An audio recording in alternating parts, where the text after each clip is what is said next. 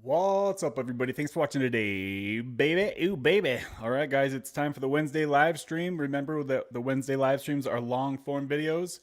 So we will be on here for 1, 2, 3 hours, whatever it ends up being. We usually talk about Suboxone, Sublocade, Kratom, opiate addiction, fentanyl, recovery, anything like that. Feel free to stick around and hang out. Drop a comment, smash the like button. I'll be back in just a few minutes, guys.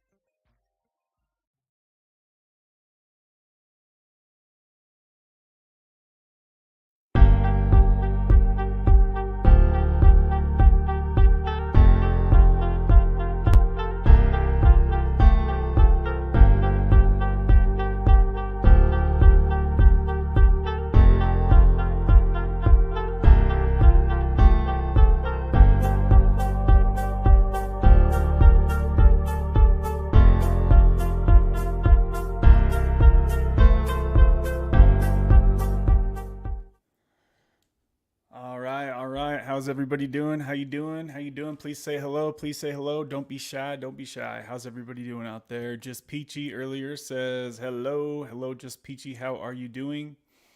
Guys, you see the disclaimer on the bottom of the screen, which states, I am not a doctor and nothing on this channel is medical advice. So if you, my friend, if you are struggling with addiction, please seek out your own medical professional. And remember that everything on this channel is for entertainment purposes only, and for me to share my experience with you and for you to share your experience with others. So be sure and do that, guys. Let us know what's up with you guys. If you guys have any updates, setbacks, etc., let us know how you guys are doing. If you have any questions about anything, also let us know. So I'm going to remove the banners off the screen real quick here. A little rusty, haven't done this for a minute. All right.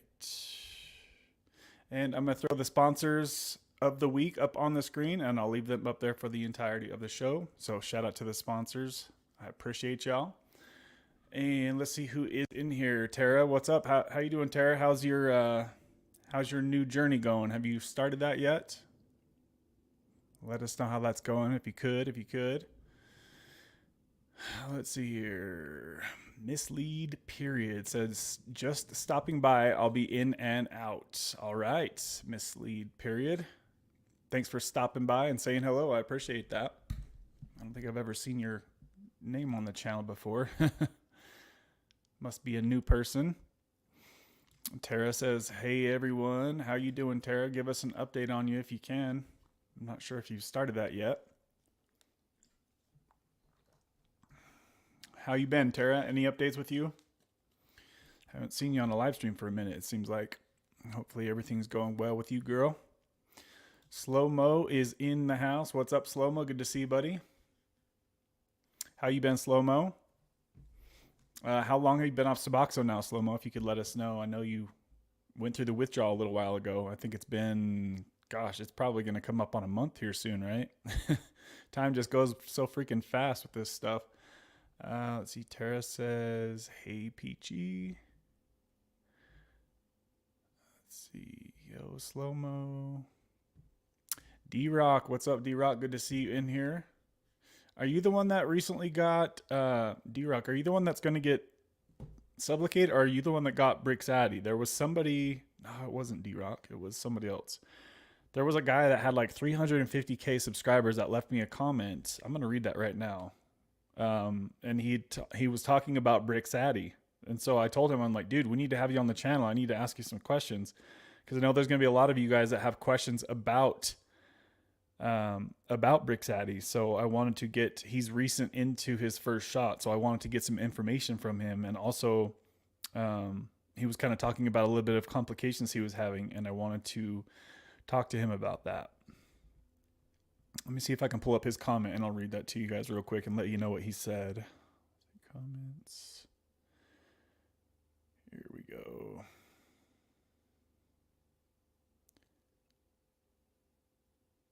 I've been seeing a lot of comments from you on the channel lately, D-Rock. Good to see you on here. Glad you found the community. All right. This was a comment from D-Rock. He said, "Gosh dang, Sublocade uses a 19 gauge needle? Question mark. That's the size of the needle I use to draw my testosterone." He said, "That is really scary. I inject a 27 with a 27 gauge. Now I'm worried about my Sublocade shot." And I responded to him and said, "I've taken my TRT shot with a 19 gauge before. It's not that bad." I said, "Don't overthink it. You'll be just fine. You'll be just fine." He said, "Okay, just checked, and it was a 17 gauge that I use for drawing."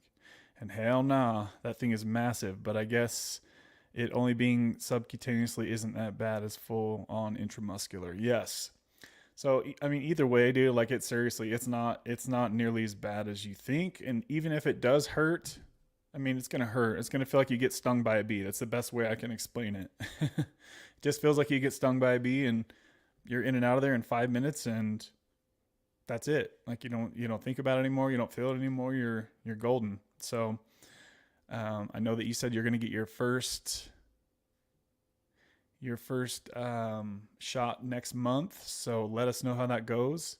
And remind us, what dose of Suboxone are you on, and what dose of Sublocade are they going to start you on? So here's the comment from, it was Grub Mud. So I saw there was a checkbox by his name. I was like, that looks different. So I looked, and he's literally got like 300,000 subscribers. So that was cool to see a comment from somebody with such a large channel make a comment. So this is what he said. And remember, guys, that I'll get caught up to you guys in the comments. So if you make a comment, just be patient. I'll get caught up to you guys. It's going to be pretty slow in here today, I'm assuming. So should be able to touch on everybody's comment. Just be patient with me and I'll get caught up to y'all. So Grub Mud, this is his channel's name, says, "I got Brixadi a week ago at 128 milligrams. I've been on subs for 4 years." He says, "Side effect. First off, the injection in my butt hurt bad for 10 minutes. So he got the shot in his glute, his booty." And remember that's one thing that's different from Brixadi from Sublocade, because Sublocade you have to get in the abdomen area. So that's nice that you can get it back there, right? And not have to see a lump on your stomach. He also says, "But I have had 0 withdrawals." He says, "It's been a week, but I did get really nauseous and a bad headache the first 2 days, and I couldn't stop throwing up." Wow. "For a day, and my headache was crazy." So that tells me that his doctor didn't get him on very good of a transition dose. That's what it sounds like to me. It sounds like he was highly over medicated. He says, "I was on 2.5 subs a day." He said in parentheses 8 milligrams. So I'm assuming he means 2.5 strips a day. So that would be 16, 20 milligrams. He says, "It's been about 10 days now and I'm so sleepy. which still means that he's over medicated. That's my opinion, right? He says, I'm going to take a sub tomorrow. And I said, don't do that. He says, to see if it's still in my system. So I don't understand what he means about if it's still in my system. So he says, by the way, I didn't get a bump on the injection site. So that's good to know that there's not going to be a big marble bump. And he took, I think that's the biggest shot that Brixati makes. So some interesting information from that post, right? I want to pick his brain, so hopefully I can have a conversation with him. He says the headache went away after the second day, and so did the nausea. So his body was adjusting to the dose, right? And I responded, I said, dude, we need to have you on a Wednesday live stream to share with everyone the details. And I told him when we do it, I said, don't take sub tomorrow. I said, why would you do that? I said, you're probably sleepy because the dose is strong from Brixati. Just give it more time and you will level out. When is your next shot? I asked him. And I said, the headache, the throwing up, the sleepiness, it's all a sign of high amounts of bupe. I said, so don't take a sub. It will make things worse. I said, remember that Brixati is the same exact thing as Suboxone, just in a different form, which is bupe, right? So hopefully everybody watching this understands that by now and knows that Suboxone is bupe, right? Sublocade is bupe. Brixati is bupe. Subutex, it's bupe. It's all the same stuff, just in different formulations as far as how long they last. Okay, guys? So hopefully everybody's clear on that by now. And if you guys ever have questions about any of this stuff, just let me know, okay? Let's get back to the comments. But I just wanted to read that about his comment. And hopefully we can have him on the channel soon and I can get some information. I know also, who was it that was going to... Rachel should be getting her Brixati shot sometime soon, I'm pretty sure. So if any of you guys are watching this and you have got your first Brixati shot and you're willing to give us some information on that, please let us know, because we need to spread the word about Brixati, right? There's been a lot of people who have experience now with Sublocade, and now we need to get more information out there since Brixati is like the new hot thing on the market, I guess you could call it, right? So just a quick side note, guys, we've got 17 people up in here and we have only 8 likes. So please, if you could smash that like button, it lets other people know we're in here hanging out and lets people know we're in here talking about this stuff. Okay, guys. So please, please, please smash the like button and drop a comment, drop a question, drop any concerns you may have with any of these medications. Let us know. So AK Sanders says, yo, what's up, AK Sanders? Good to see you in here. KG Smith, what is up, girl? How are you? She says, hey guys, I missed y'all. We missed you too, KG.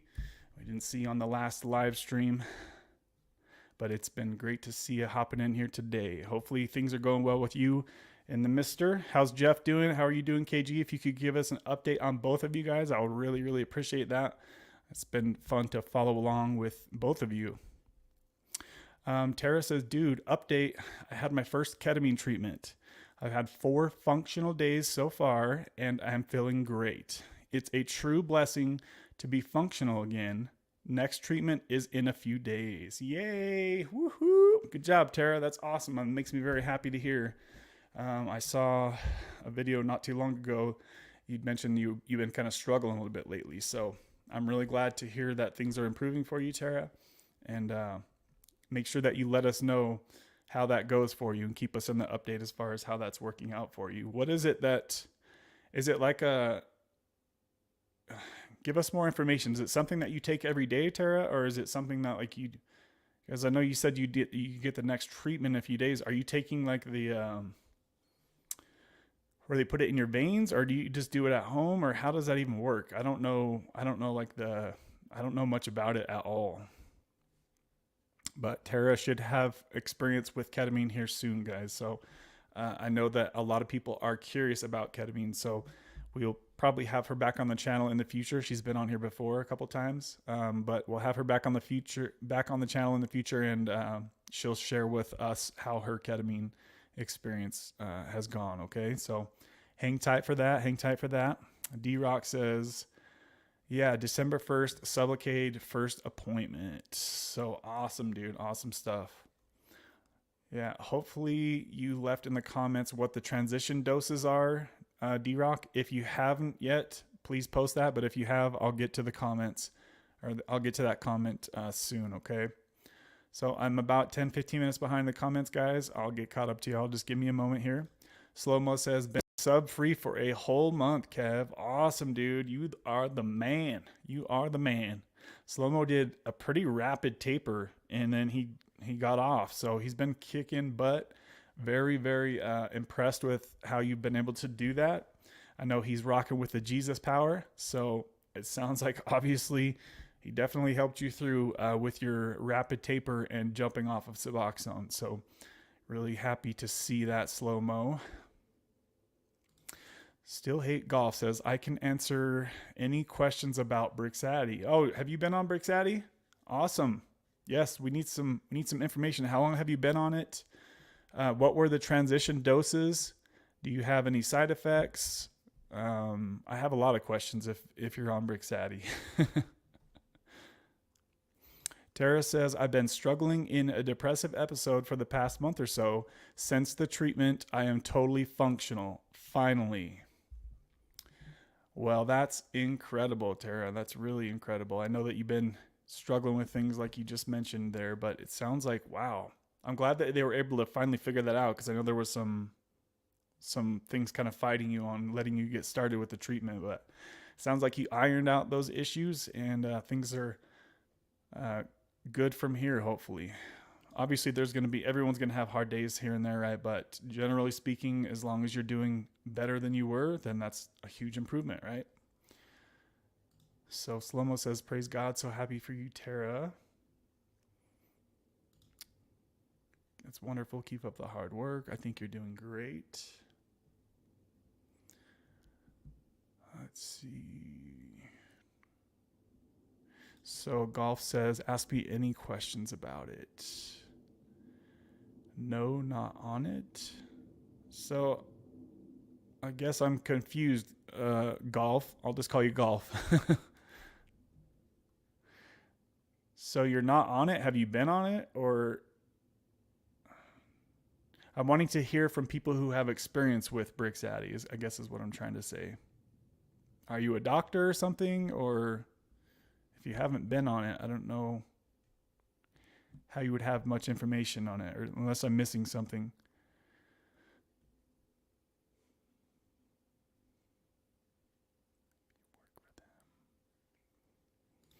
D-Rock says, nah, I got tattoos. I'll be fine. And I poke myself once a week. Laugh out loud. Yeah, you'll be totally fine then, man.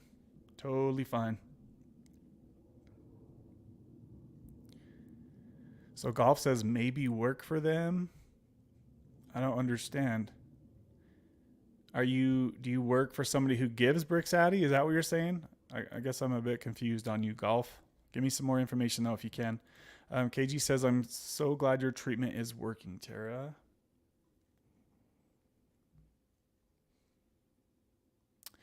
How are you, Slow? Symptoms gone? Question mark. Hey, KG Smith. Thank you. Beautiful. How are you and Jeff doing, KG? Yep, that's exactly what I just said. Let's see here. D-Rock says, and Brandon says, Golf, you're not making sense. Yeah, I don't know if maybe Golf isn't from our country. Maybe there's a language barrier or something. Let's see. So D-Rock says 6 milligrams daily of Suboxone. I'm not sure about the Sublocade. Well, probably 100 milligrams, question mark. Depends on what the doctor says. So that's a pretty important part of transitioning to Sublocade, D-Rock. And I would definitely communicate with your doctor before just going in there and taking whatever he gets. Like you want to kind of be set up for the best transition possible, right? So you're kind of in the tweener zone. If you're at 6 milligrams of Suboxone a day, you could go to the 100, and that would probably be stretching it a bit, meaning that it probably would feel like it's maybe not enough for you. Or you could go to the 300 shot, and it would probably feel a bit strong for you, right? So you're kind of in that balance zone at 6 milligrams. So yeah, you might want to either bump your Suboxone dose up a little bit if you're going to get the 300 milligram shot, or you might want to try to lower your dose a bit if you're going to only get the 100 milligram shot. Either way, I would definitely talk to your doctor before you go in and switch things up a little bit, right? In a perfect world, you would have a doctor kind of how mine was, and he could adjust the dose for you. That's probably not very likely that they would do that. And what I mean by that is they would order the 300 milligram shot, which is kind of standard for most people to order that to begin with. And then he would just squirt a little bit out of it, right? To where you'd probably be down to like 200 milligrams, something kind of in the middle, since you're kind of in the middle of where you should be as far as the starting dose. Let's see here. Golf says, pull up a PI and I can direct you through it and where to look for questions. I know I am being vague, but we can connect offline. So D-Rock says it's a new doctor. It's the initial appointment. Oh, okay. So it's probably, I could probably say pretty confidently, D-Rock, that you're not going to go in and get the shot the first time you meet the doctor. Usually you have to meet with them and like kind of come up with a game plan to as far as like how your treatment's gone so far with Suboxone. And, you know, you just kind of have to get to know the doctor first, in my experience, before I doubt you'll just go right in and get the Sublocade shot the same day, right? But I could be wrong. Let me know if I am. Sorry about the jets out here, guys. They're loud as hell.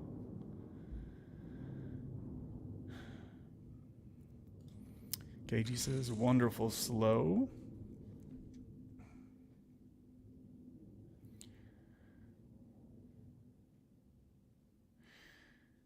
KG Smith just dropping the sponsor bomb up in here. First sponsor bomb of the evening. Shout out to you, KG Smith. I appreciate the love and the consistency you've shown to this channel. I appreciate you, girl. She sent a $40 Cash App, baby. Ooh, baby. You know we need to fire up the sponsor bomb jet as we have the jets flying over here. So let's get them going right now. Some more jets for you. Oh, boy. You know what that sound means. You know what that sound means. Dropping the bombs.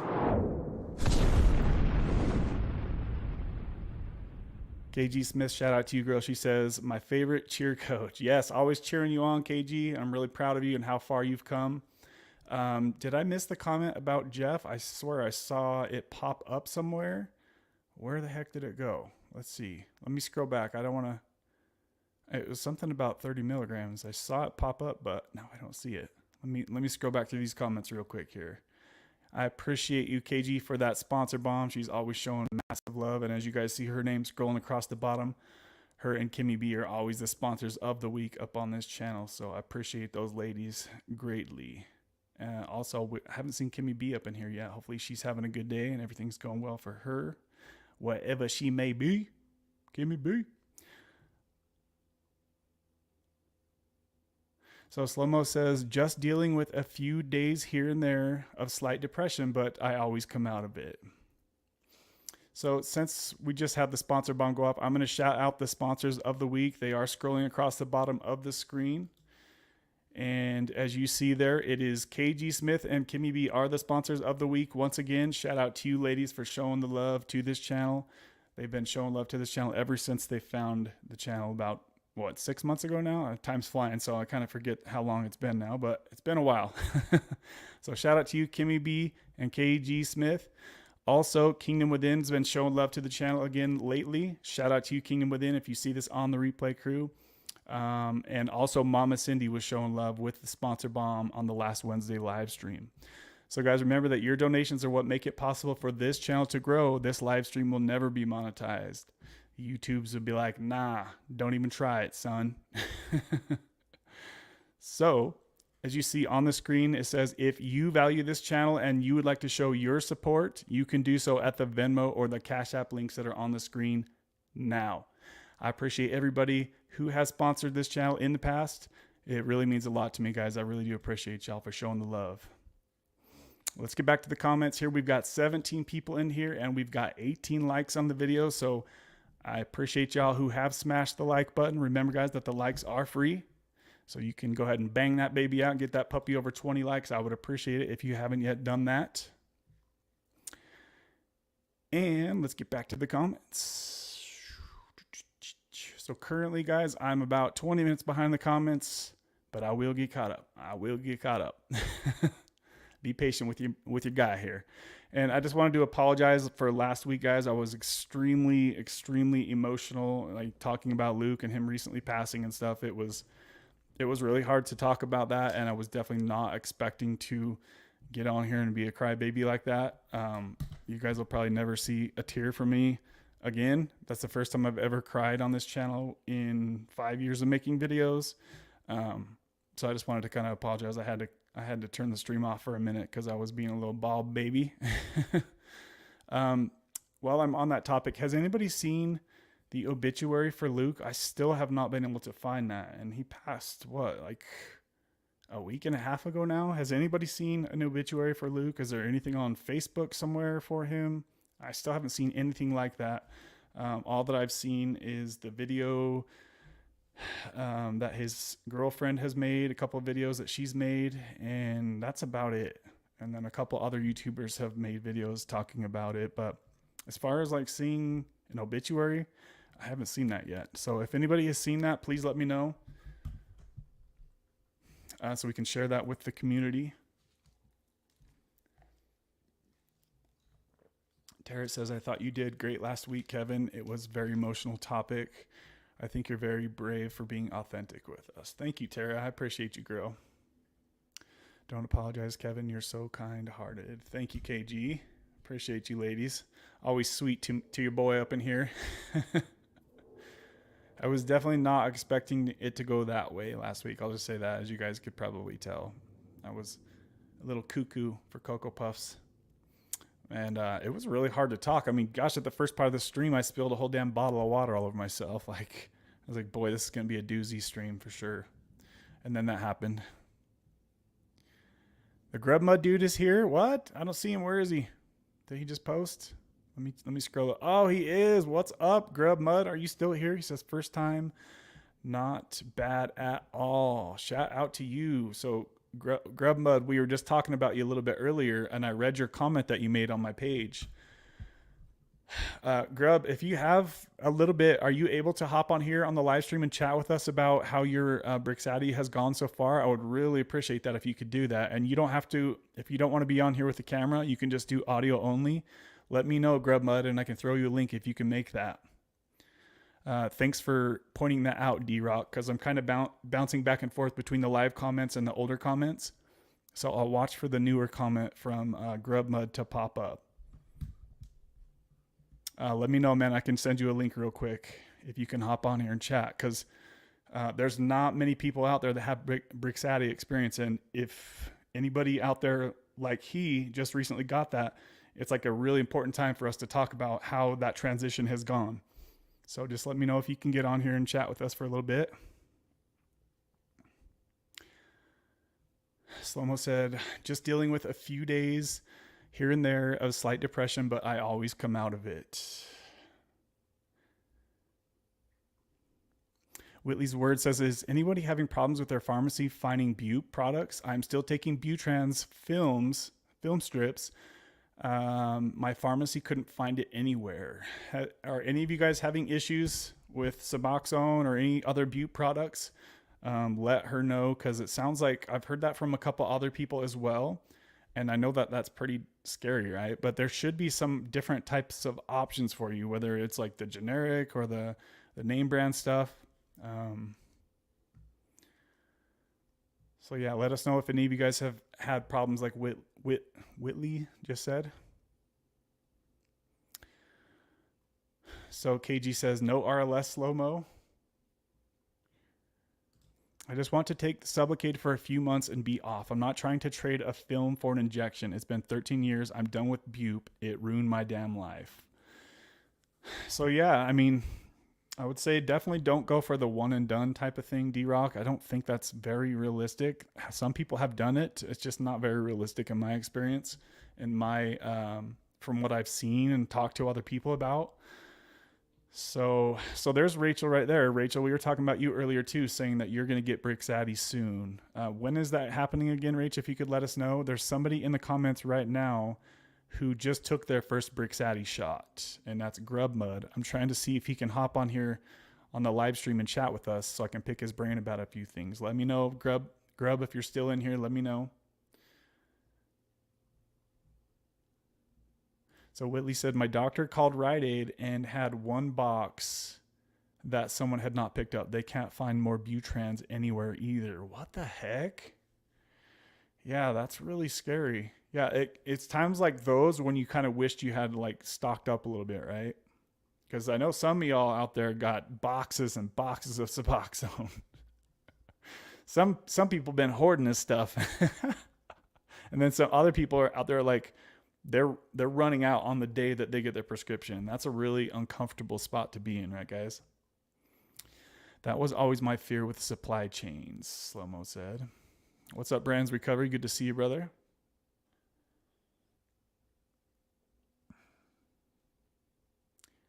Jerry Yell says, hi, y'all. What's up, Jerry? Good to see you, my friend. D-Rock says, you got a great memory, Kev. I actually have a really, really crappy memory, but some things stick really good. I don't know why. I know I remember some things really good, and then other things I'm doing, like birthdays and people's names, I am horrible with. KG says, D-Rock, I agree. Butte stole 14 years from me. I never thought that until I tapered low and saw the light. Where did KG's comment go? I need to scroll back up because it was something about 30 milligrams. I'm trying to find the comment. Hold on a sec, guys. I need to scroll back up.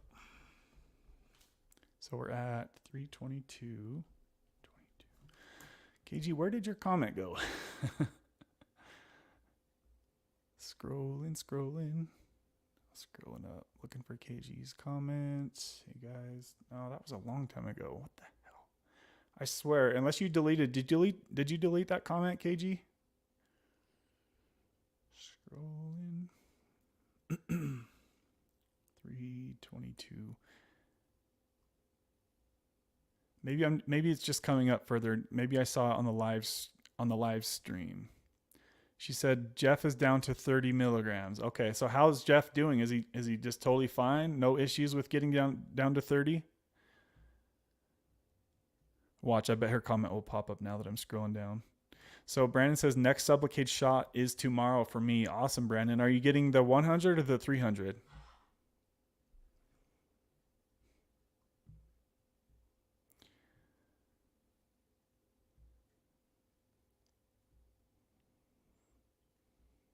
Oh, there's the comment right there. So KG said that Jeff is down to 30 milligrams a day of Norco, and I'm free from withdrawal from the oral bube. Oh, that's freaking badass, KG. That makes me really happy. So no more restless legs or like weird stuff going on. You feel totally normal now just on the patch, right? That makes me really happy, KG. I was a bit worried about you there for a little bit.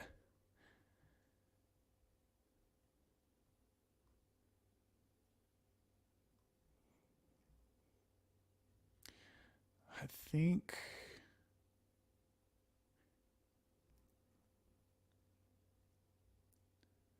I'm still looking for a comment from Grubmud. Grubmud, can you hop in here and chat with us? Let us know, buddy, if you can.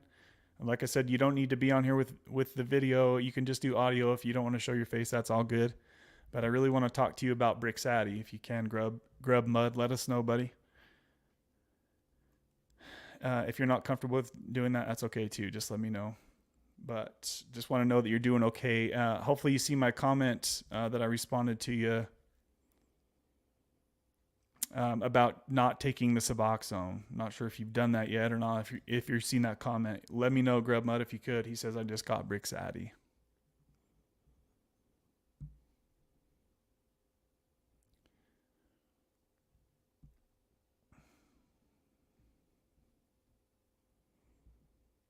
Comments are like lagging a little bit here, guys. Sorry about that. So D-Rock says, yeah, I doubt that too. As far as for getting his shot his very first day. Yeah, that's probably not going to happen. But yeah, ask your doctor when you go. Just like, hey, I'm at 6 milligrams. Are we going to do the 100 or the 300? Because literally you can kind of go either way with it. I would say people that are wanting to start off Sublocade with just 100 milligrams, you likely want to be down to like 2 or 3 milligrams before, if you're only going to start off with the 100 milligrams. There's a reason that they load the dose higher and they give you the 300 milligram shot at first.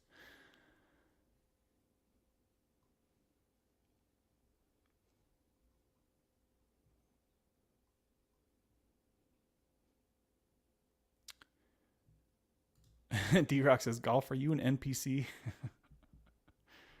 That's kind of, that could be what's going on here.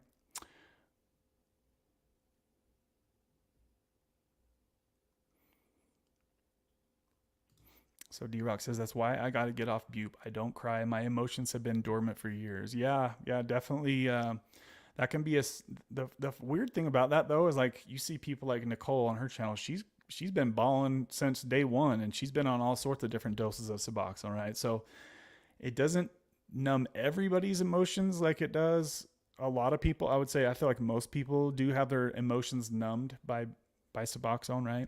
The higher the dose, obviously, the higher the likelihood that you're going to have those issues and not being able to cry. I remember going to my cousin's funeral, and man, I was just like such a ball bag for most of my life. Like I'd cry over like the weirdest things.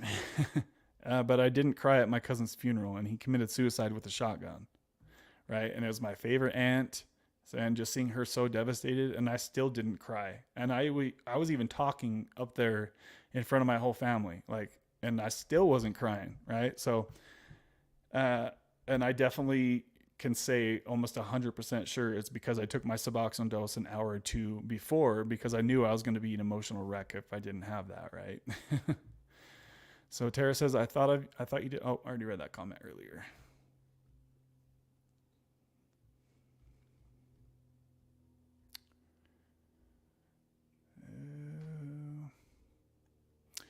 Are there anybody else out there watching this channel that have experience with Brixadi? Please let me know, guys. I need to pick your brain on that if we could.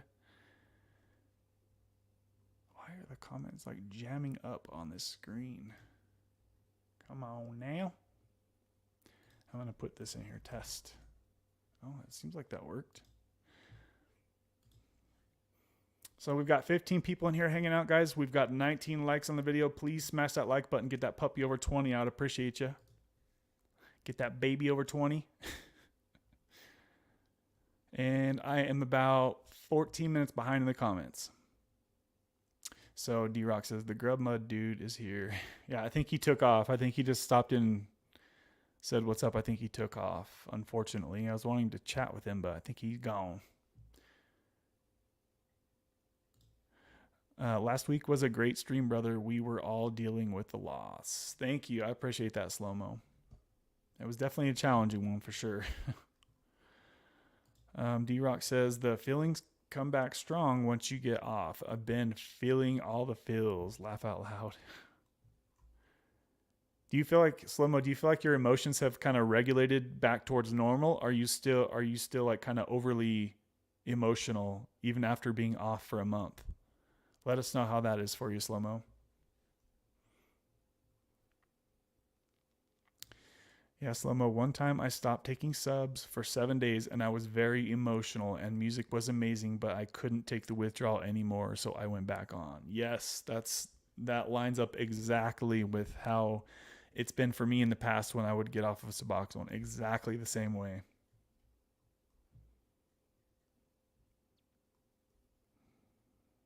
So Rach says, I'm driving, but I wanted to say hey and send love to everyone. Good to see you in here, Rach. Let us know when you get your Brixadi. You know I want to pick your brain on it.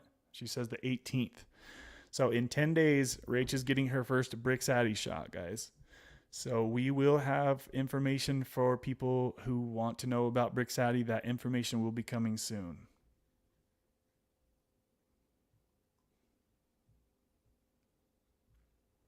I don't know if you heard it earlier, Rach, but we were talking, I was reading a commenter's comment, and he said that he didn't have a lump from Brixadi. So, you know, if those lovely lady lumps from Sublocade, if they bug you, and that's something for other people out there, like D-Rock. D-Rock, you might want to talk to your doctor about Brixadi because, I'm not sure. How do I say this? Not everybody wants to have a marble-sized bump on their stomach, right? And it sounds like Brixadi doesn't have that same issue like Sublocade does. So it might be something to consider. Brixadi is like very new to our market. What in the heck is going on here? Like my computer's doing some weird update. Hopefully we're still going here.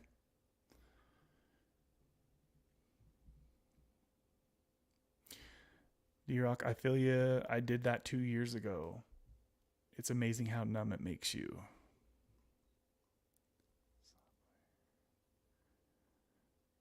Well, it's like my computer just did an update as we're on the stream. That was very weird. Rachel, love you long time. I'm getting caught up to you guys. I'm getting caught up to you in the comments. So cool. What's up, Rach?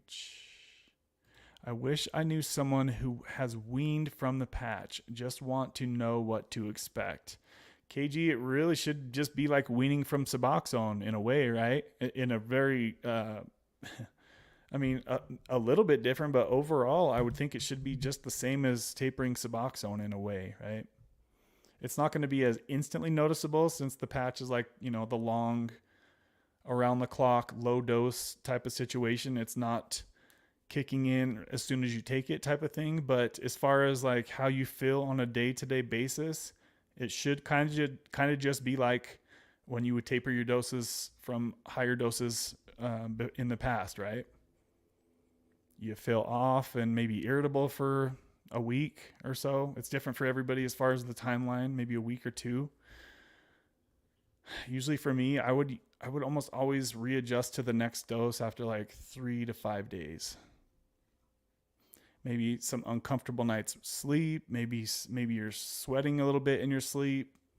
But more than likely, it's going to be something like you're more irritable at work or something like that. Or you're short with Jeff. He's like, why are you so snappy?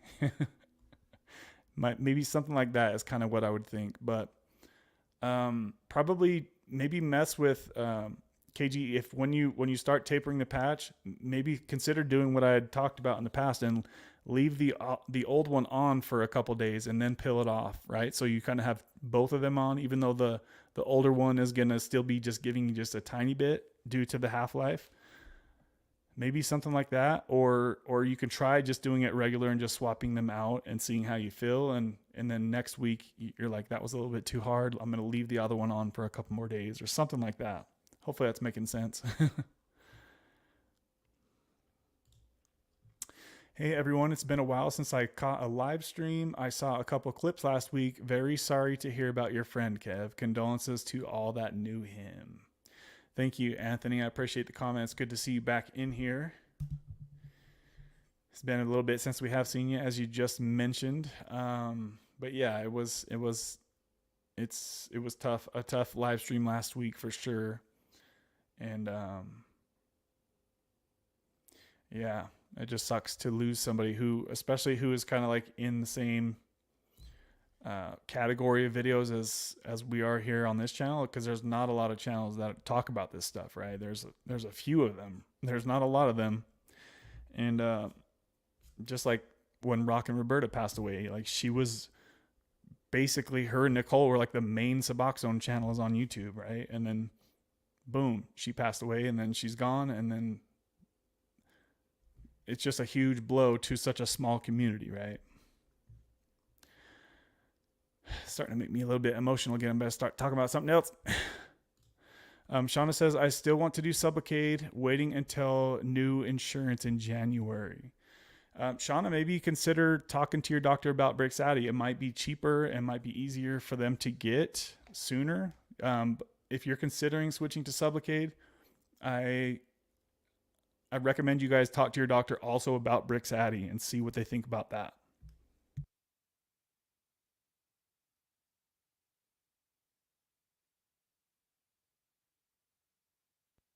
Oh boy. Oh guys, I've been driving for Uber recently. Wow. I got some stories. Sometimes I feel like I want to make videos talking about Uber trips and stories with Uber because, man, there's some crazy stuff that happens out there. Some interesting and crazy stuff.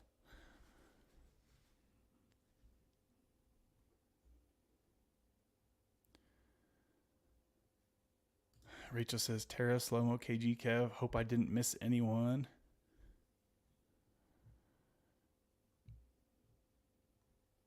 It's so weird not seeing Kimmy in here. Tara says, hey, Shauna. She said Jeff is down to 30 milligrams.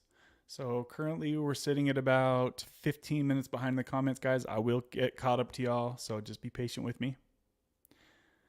Jerry says, hey, Kev, checking in. I did my 300 milligrams, 300, 100, and I have been off since May. And except for one time taking 2 4 milligram subs early on, first month, I'm fine so far. Well, that is awesome, Jerry. We're really happy to hear that, my man. Really happy to hear that, Jerry. Thanks for the update on that.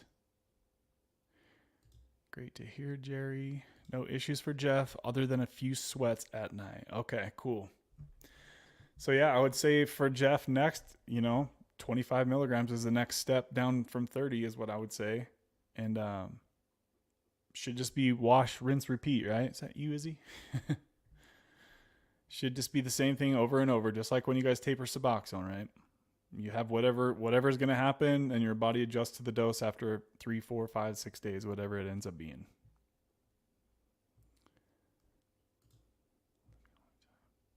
What's up, Megan? Good to see you. She says, hey, Kevin. Hey, chat. Good to see you in here, Meg. So KG says, I have a confession I wasn't sure I was going to share. Well, confess. Let's hear it, KG. We definitely want to hear.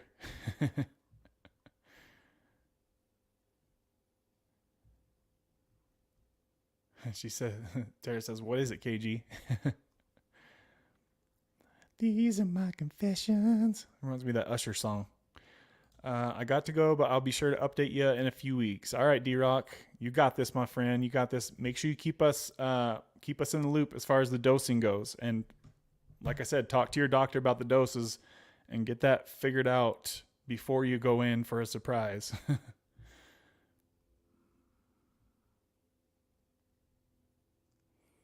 But thanks for hanging out and thanks for finding the channel recently, D-Rock. It's good to meet some new people on here as well.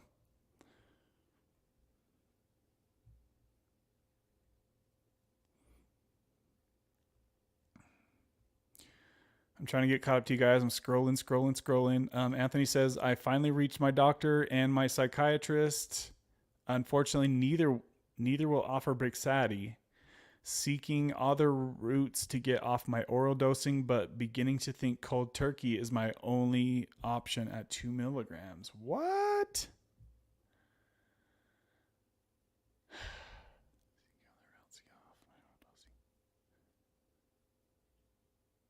Well, no, I don't agree with you, Anthony. I politely disagree with you. I got to respond to that comment for sure. So if you're at 2 milligrams right now, why would you cold turkey jump off that? You should absolutely not do that. You should definitely taper. And remember, guys, I don't give medical advice, and that's not what this is. Just speaking from experience. But yeah, if you don't have the option to get on Brixadi or Sublocade, then definitely don't just cold turkey jump off at 2 milligrams. Definitely you should taper the dose for sure. But if you absolutely are set and you do for sure want to get on Brixadi or Sublocade, you can just go to sublocade.com's website and punch in your zip code. And it might not be your setup doctor that you have now, but you should definitely be able to get Sublocade somewhere in your area. So like I said, sublocade.com, punch in your zip code, and it'll populate a whole bunch of people who can give you that shot. They're going to start offering the shot to have it in stock at Albertsons. I heard that that's something that's coming to happen soon. So it's definitely getting more and more normal for people to get on Sublocade. You guys have seen my channel, how many before I even started getting before I even took Sublocade myself, nobody was talking about Sublocade, guys. It's changed a lot of people, and we've seen how many people on this channel have gotten on Sublocade. It's been a huge shift in how many people are even. A lot of people didn't even know what the heck Sublocade was for a long time, right? And it's going to be the same way, guys. It's going to keep growing. I'm telling you. Injectable bupe is the future of MAT treatment. I'm just going to tell you, you guys have heard me say that in the past. I'll say it again. Having to dose yourself every day, it's a pain in the ass, right? Obviously, if you're on bupe, then that means you struggle with opiate addiction. For an opiate addict to get their pills every month, especially people that use their Suboxone in ways that they shouldn't, a lot of people run out of their medication early, right? And then what? Then you're either going to go through withdrawal or you're going to go relapse, right? And possibly die. So when you take that stuff and the brain work out of it, the addiction out of it, and you just have a monthly shot that you go get once a month, it's so much less hassle, right? You don't have the daily highs and the lows. You literally just feel normal, guys. It's hard for me to explain these things, but just take my word for it. Being on Suboxone daily and being on Sublocade, it's a very different experience. Even though it's the same medication, it's a very different experience. Yes, you still have plenty of side effects from Sublocade, that's for sure. I won't deny that. It is still bupe after all, but you don't have to fight your brain every day, guys. And yes, it's very expensive. So if you're having to cash pay, I would just say don't do it because it's very expensive. If you have good insurance that will pay for it, then it's absolutely worth considering for sure, guys. I just wanted to say that real quick. KG, we are here for you.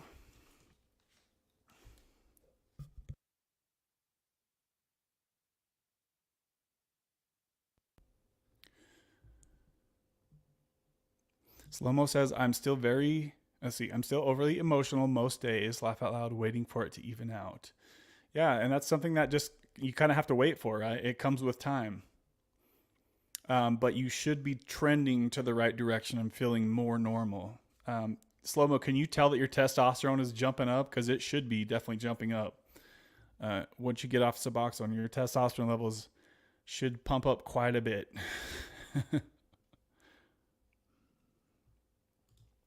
Here we go. KG says, okay, so my RLS was so bad one night. I went to my daughter's house. I was awake until 3 a.m., constantly waking Jeff up. I took a 5 milligram Norco and I was asleep in 30 minutes. Damn, KG. Yes. I appreciate you sharing that with us. I know that that's not something that's easy to share, but how did you feel about that the next day?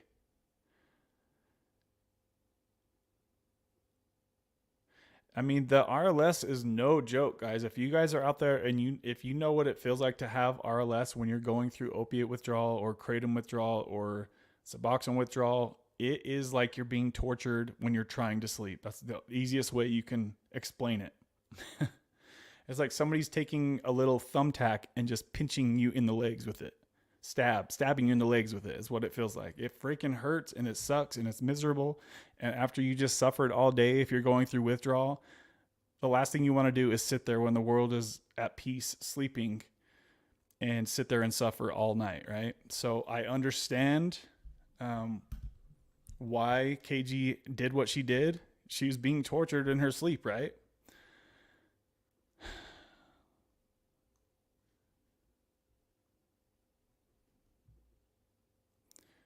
She says, that was the last day of RLS for me. Well, I'm glad that it didn't continue to bug you. How long ago was that, KG?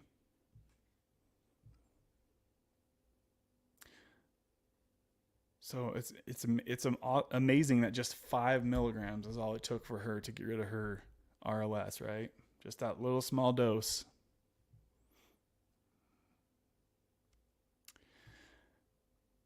Probably could have also taken a little bit of kratom and would have probably done the same thing, right? Like if you get yourself in a bind and you just have to get some rest, you got to do what you got to do.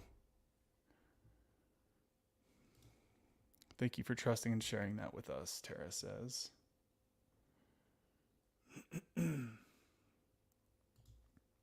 Sorry, guys. I'm kind of skipping through some comments trying to get caught up to y'all. We've been on here for an hour and 10 minutes. What is up with these things popping up?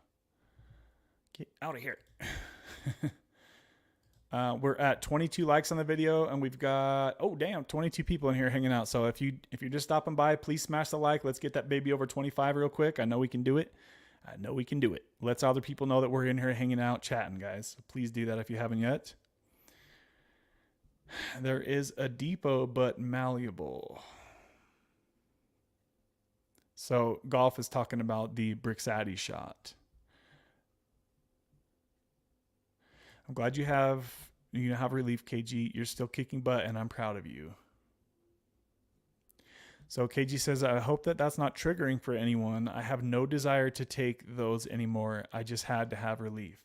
Yeah, I don't think that it was about anything in that moment for you, KG, other than to end the suffering, right? Because you were suffering. If you have RLS, you're suffering. That's just as simple as it gets. So it's not like you're like, oh, it's 3 a.m. I need to go get a lower tab. I'm going to get high, right? It wasn't like that at all. That wasn't your intent for using it, right? You just had to end the suffering so you could get to work probably the next day. It's not like you went on a full-blown relapse and you were like out of it, stumbling all over the house because you were so messed up on Norco. It was nothing like that. And the fact that you have the patch on, it's going to tell you that you're not going to feel the even if you had such a low tolerance that a 5 milligram Norco would give you the euphoria, like if you were a rookie to this stuff. Since she had the patch on, it would block any of that euphoria more than likely, I would assume, right? I would assume, KG, that you weren't sitting there happy as heck off of that 5 milligrams, right? You probably just went to bed and that was it.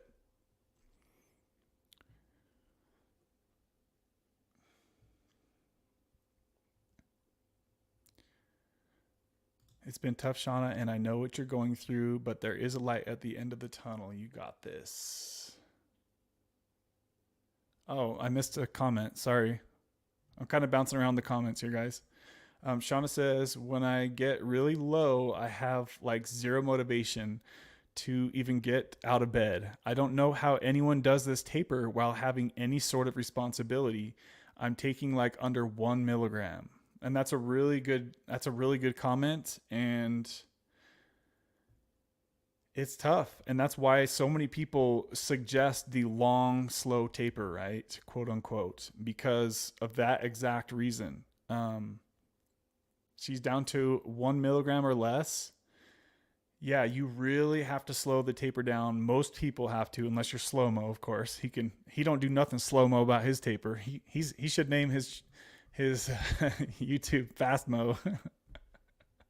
Ain't nothing slow-mo about slow-mo, but yeah, I'd say like 95% of people need to do a long, slow taper and take your time, especially once you're under 2 and 1 milligrams. You have to really slow down and bring your levels down really consistently slow, right?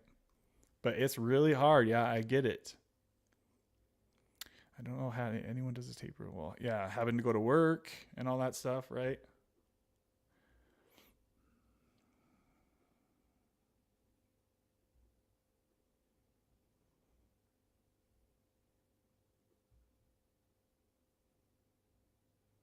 Where am I at here? I'm about 20 minutes behind in the comments, guys. Be patient with me. I'm kind of bouncing back and forth between the live comments and the older comments.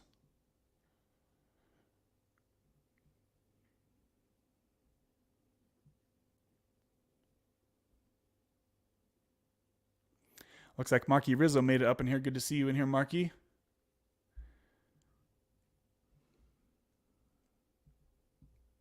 Baby. So KG says, I'll definitely do that, Kevin. Yeah, you got this, KG. You going to be just fine.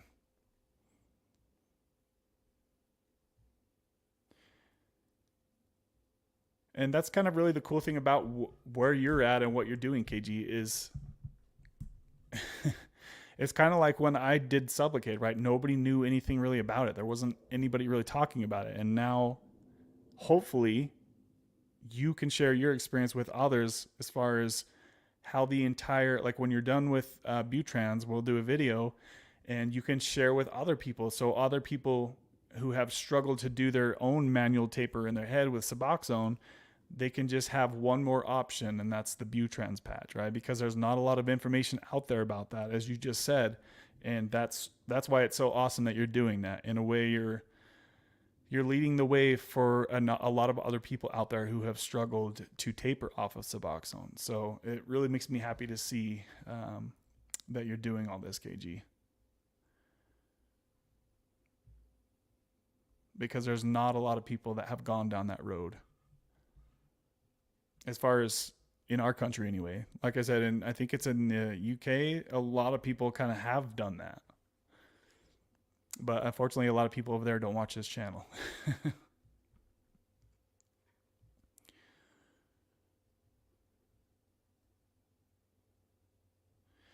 I can absolutely relate to not being able to get out of bed. It's such a tough place to live. Thank God my depression is temporary. The sun always comes out eventually. Yes, guys, every day, remember the sun will rise again. You might have a shitty day today, but tomorrow tonight when you go to bed, you wake up tomorrow, it could be a whole different experience, right? But if you keep doing the same things and expecting, y'all know how the saying goes, right? You got to switch things up to get a different result. If what you're doing right now in life is not working and you feel like crap, then switch things up. Mikey, what's up, Mikey? Good to see you, brother. Good to see you in here. Hey, Big Mike. Marky says, what's up, everybody? Good to see you too, Marky. Good to see you fellas.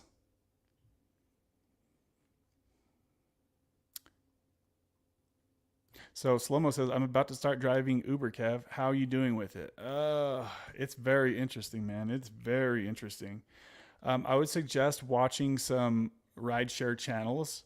If you haven't done that before, there's some rideshare channels on YouTube that can really help save you a lot of hassle. I would definitely say, for just some quick beginner tips, is don't take every trip they offer you, because they'll send you on a wild goose chase for freaking pennies. They'll try their hardest to take advantage of you. And when I say they, I'm meaning the system, Uber and Lyft. They're basically trying to see who's going to take the ride for the cheapest. Who can they pay the driver the least amount, right? So, definitely don't be accepting every trip, because they will screw you over big time. So be picky with the trips and have your game plan set up ahead of time as far as like what areas you're willing to go to or not, because it'll take you all over the damn state.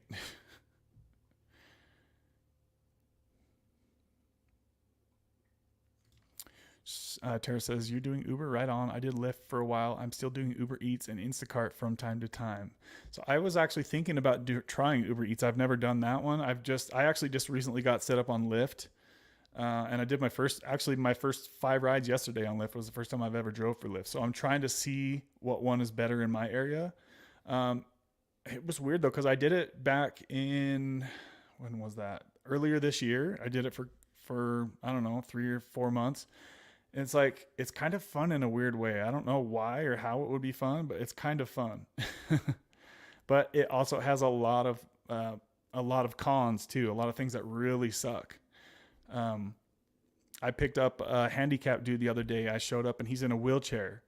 And I'm like, how the hell is this going to work? I'm driving this little tiny Hyundai Accent, the smallest car you can freaking have. And, so they pay me $4 to drive from where I am to go pick up this dude and his wheelchair. And I had to hulk the dude in my car. I had to hulk his old ass wheelchair, and it barely fit in my trunk. And then he scratched my car on the way out, and I had to help lift this dude out of my car, and his wheelchair scratched the car as he cruised off, all for $4, guys. So like, that's kind of some of the shit that you got to deal with. And a lot of times you'll be picking up drunk people who are very rude. The other night I had a guy get in the car and you could tell he was drunk. I could smell the alcohol. And this is another $4 ride, by the way. Yes, you're driving from one spot in your own car with your own gas and your own insurance. You're driving from a spot and you're picking up a drunk person often, and then you have to drop them off. for $4. So definitely don't ever try getting into Uber or Lyft thinking you're going to make a bunch of money, because that's definitely not how it works. You are going to be hustling to make your money. That's a fact. And your car will take a beat down. That's a fact as well. But he was talking to me in the car, and all of a sudden he stopped talking. I was like, "Are you okay?" He's like, "I think I'm going to throw up, man." I'm like, my eyes were like so huge. I'm like, "Dude, don't throw up in here." I said, "If you need me to pull over and wait a few minutes, that's totally fine. Give me a heads up, but do not throw up in my car, because that would be the end of this." You'd be walking home. But yeah, you just got to be real careful, and just don't take every ride they offer you, because like I said, they will offer you trash on a constant, frequent basis. KG says $4. Yeah, sometimes it's $3. I think the lowest I had was like $2.89. That's to drive from wherever I'm at to somebody's house and wait for them. Most of the time they take their sweet ass time, trot into your car 5 minutes later. So you're sitting there waiting on somebody. Then you have to drive them to wherever they're going, 5 or 10 minutes away, and you get $3. Like, wow, dude. Like, they literally will try to pay you pennies for this shit. Yes, $2.89. It is insulting. Absolutely. I mean, you're transporting freaking humans, and they're going to give you $2 or $3. Like, what? You can't even get a gallon of gas for that. What are you talking about? Freaking hilarious. What's more hilarious is that the people that take those rides all the time, right? Like, it kind of would make sense if it's like, okay, it's like they're 2 minutes away and it's a $2 or it's a 2 minute trip, right? Like, it's 5 minutes or less altogether. Then okay, that makes sense. But if you're driving 5 or 10 minutes to get the person, and then driving them another 5 or 10 minutes, and then you got to wait for them to get in your car and do all that crap, it's not worth it. A lot of times it's not worth it. Sorry to go off on a tangent there. If anybody has any questions about Uber or Lyft, let me know.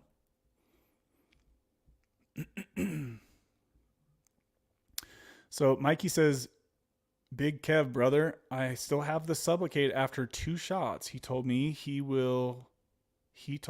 will take still a while after those 2 shots, around 6 to 8 months if he's right." So yes. So Mikey had recently tested positive for Bupe, and he took his last Sublocade shot months ago, guys. So this stuff stays in your system for a really long time due to the long half-life. Okay. So if any of you out there go take 1 or 2 shots and you think you're going to be quote unquote Bupe free within just a few months, that's not the way it works, guys.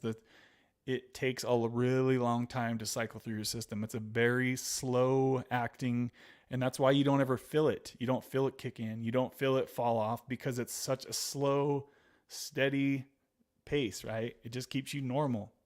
You don't feel it kick in. You don't feel it fall off. It takes many, many months for every shot to come out of you.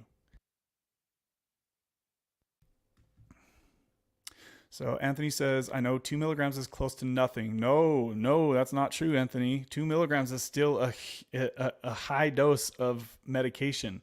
If you gave 2 milligrams of Suboxone to somebody who didn't have a tolerance to opiates, it would knock them on their ass. It would literally kick their butt hard. But tapering below 2 milligrams has been very challenging in the past. I may try in the future if I'm unable to get the shot by year's end, but I also have to find new insurance. Yeah, so yeah, you've got kind of a lot going on there, but definitely 2 milligrams is not close to nothing, all things considered. Trust me, if you stop taking 2 milligrams one day, you will absolutely know right then and there that it's not just nothing. It's definitely something.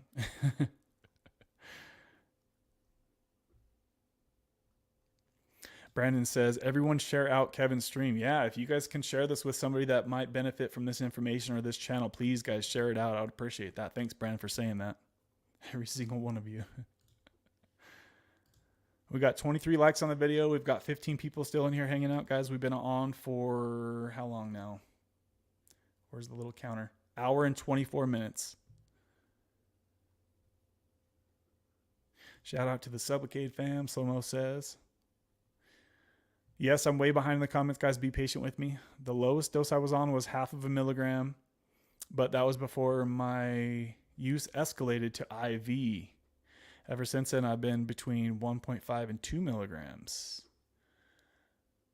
So when you say your use escalated to IV, I assume that you're talking about you relapsed to street drugs, or are you talking about Suboxone IV?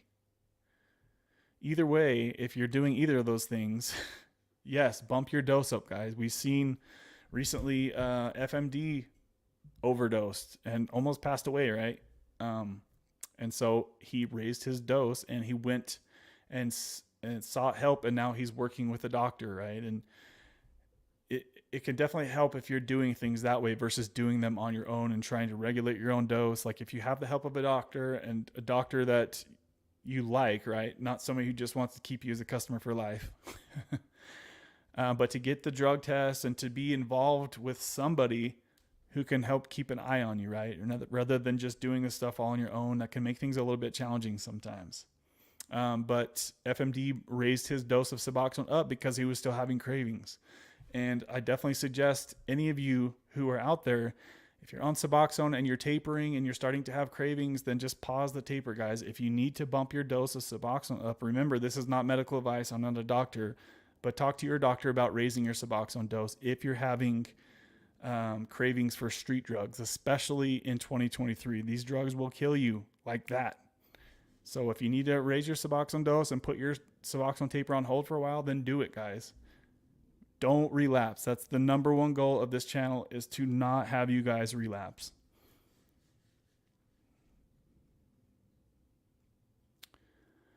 Especially with the drugs that are out there these days. Like I said, it's just getting stronger and stronger by the year. There's like zero tolerance. You're walking a really, really fine line of fire if you're going to relapse to these street drugs, because who knows what the heck you're going to get.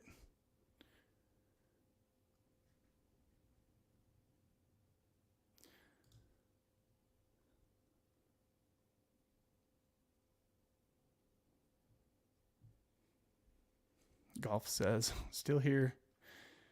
23 gauge needle, low volume, multiple doses, weekly and monthly options, multiple sites, available in abdomen, thigh, glute, back of the arm. There is a depot, but it's malleable. Malleable?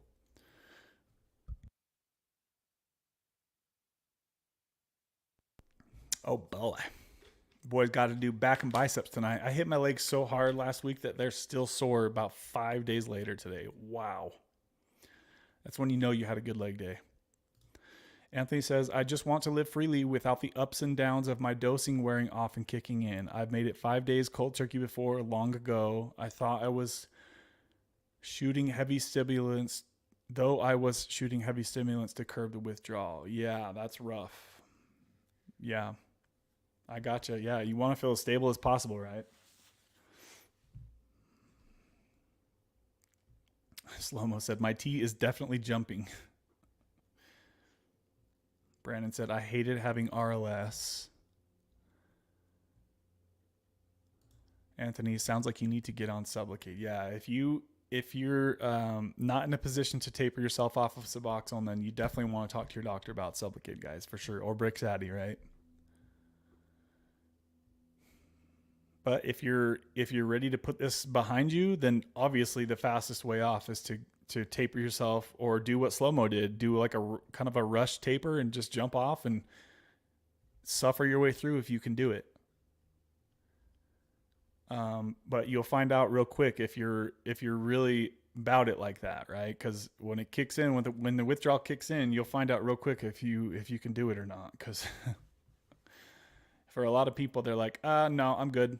I'll take my time and do a slow taper. But some people are just ready to get on with their life and they're sick of the medication. And either way, it's all good. Whatever works best for you guys. It all comes back to the same thing that I always say. Do not relapse to street drugs. Do not relapse to street drugs, guys. That's the most important part about this.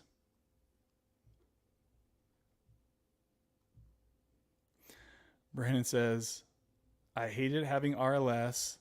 I hated my life every single second. Yes. If you're having RLS and you're suffering in the middle of the night, it's absolute misery, guys. Absolute misery.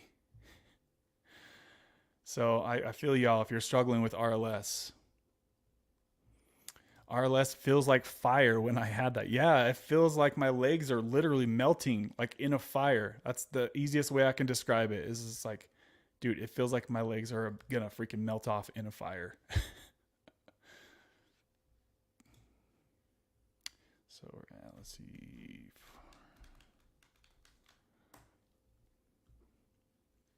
Shout out to Mikey for the $22 super chat, baby.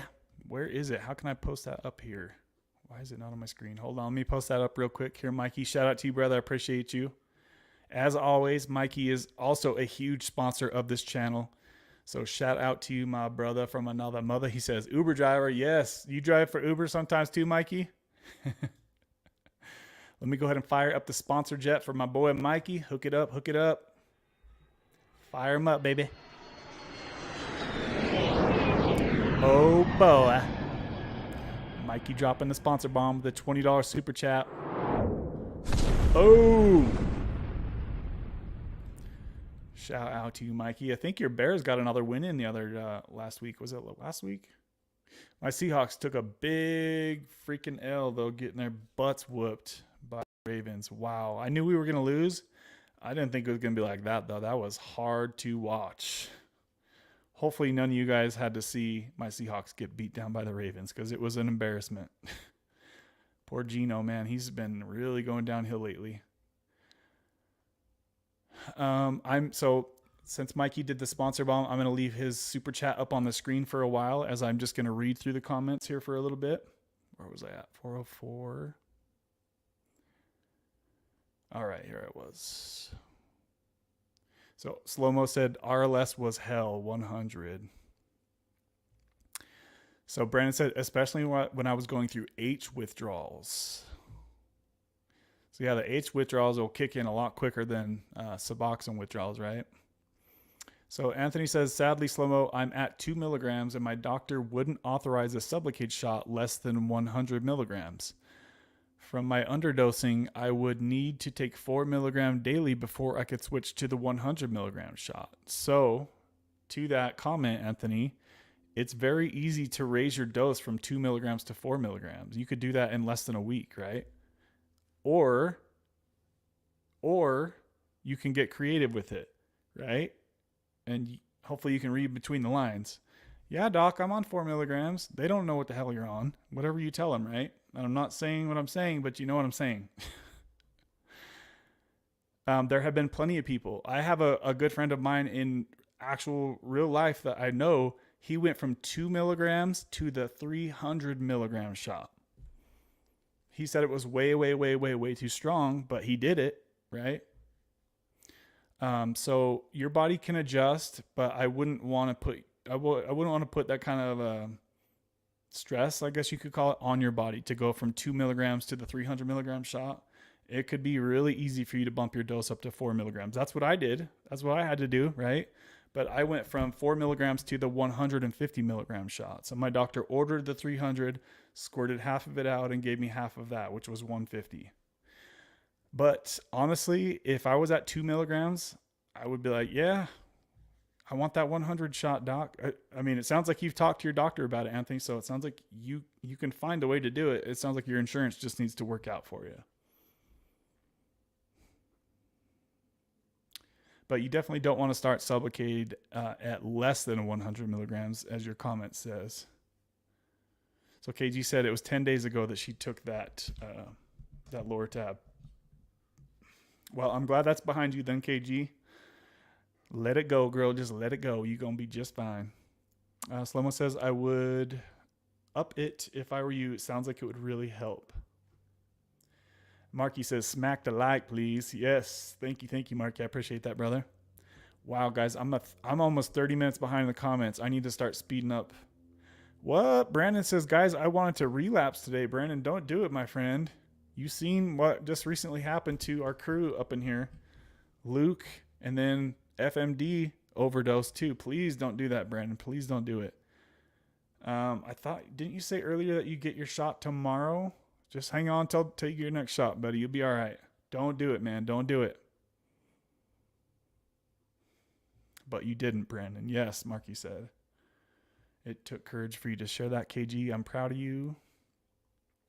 Yes, it did. I'm glad she shared that with us. Brandon says, I know, I hate this shit. I appreciate you sharing that, Brandon, but please, dude, don't mess with that stuff, man, because you got to remember too, Brandon, since you're on Sublocade, that's going to mask a lot of the feelings. If you did, I'm knocking on wood for you that you don't, and I'm praying for you that you don't.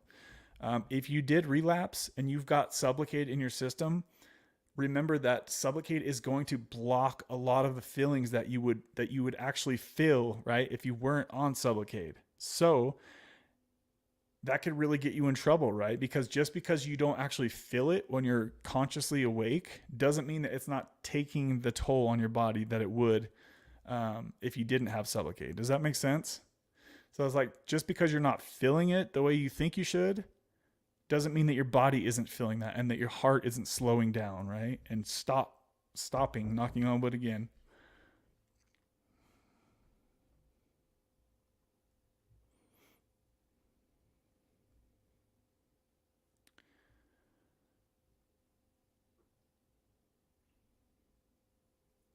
Tara is the best bunker therapist, Slow-Mo said. Marky said, I missed it. What happened, KG? So she had RLS at 3 a.m. and she took a 5 milligram Norco to get past the RLS. She only did that one time and that was 10 days ago. So she's good now. She's not having any withdrawal from her. Give me B. Stop in if I can. So Kimmy just sent a sponsor bomb. Shout out to you, Kimmy, if you see this on the replay crew. I don't think she's in here yet. Let's fire up the... Look at her showing love. She's not even in here, guys. What a freaking sweetheart. Let's fire up the sponsor bomb for Kimmy B. If she hears us on the replay, fire it up, baby. Oh, snap. Oh, snap. Dropping the bomb. Boom. Shout out to you, Kimmy B, showing $30 Cash App donation. I appreciate the love and consistency from her as well. She has been a major, major sponsor of this channel ever since she found it. If you guys didn't know, Kimmy has her own YouTube channel and she just got over 200 subscribers. So go check out her channel if you can. One of my mods, would you please post a link to Kimmy's channel? I would appreciate you. You'll find me on her channel as often as I'm able to. She does a lot of live streams. Sometimes they're planned, sometimes they're not. But you'll see a lot of the same group over here from my channel in her channel. So if you guys are watching and you start your own YouTube channel, let us know and we'll send some people your way and we'll try to get your YouTube channel kind of started, because it's really hard to get the first 100 subscribers. It's very hard to get that. And so if you can get a jump start from other channels like mine and Kimmy's, then we'll definitely push people your way if we can help you guys out that way. Okay, so if you're interested in starting a YouTube channel, let us know, guys, especially if it's based around recovery. We could always use more channels like this because there's not a lot of them. And Tara just posted a link to Kimmy's channel. So thank you, Tara, for doing that. I appreciate you, girl. Shout out to you, girl. Hopefully Kimmy sees this on the replay crew. Hopefully she's doing good wherever she is. All right, guys, I know I'm so far behind the comments, so just be patient with me. Be patient with me, my friends. Good on you, Slow. Not many people be able to speed run a taper like that. That's a good point. Yeah, it's very rare to hear somebody do a speed taper and have success with that, like Slow-Mo has, right? I mean, it would be one thing if he was only off like a few days. I'd be like, we'll see what happens. Like not like talking shit, but it's just not very realistic. But he did it, and here he is almost 30 days later. So he says, all glory to God, Anthony. That's what Slow-Mo said.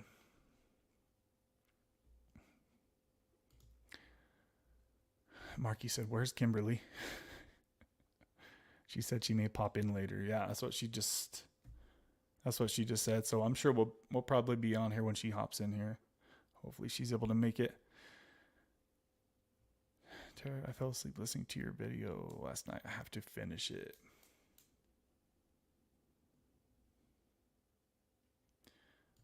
Just Peachy. Good to see you back in here. Peachy says, I went from, let's see, 100.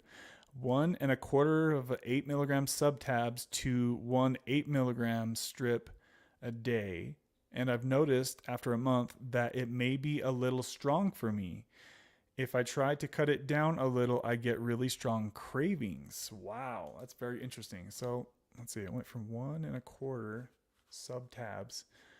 So that goes back to what I was talking about not too long ago, guys, that the strips have a higher bioavailability, meaning that you get more from the strips into your blood than you do from the tabs. Okay. So just a heads up, if any of you out there are switching from the tabs to the strips, just know that it might feel like it's a little bit too strong for you. Okay. As is the story with Peachy here.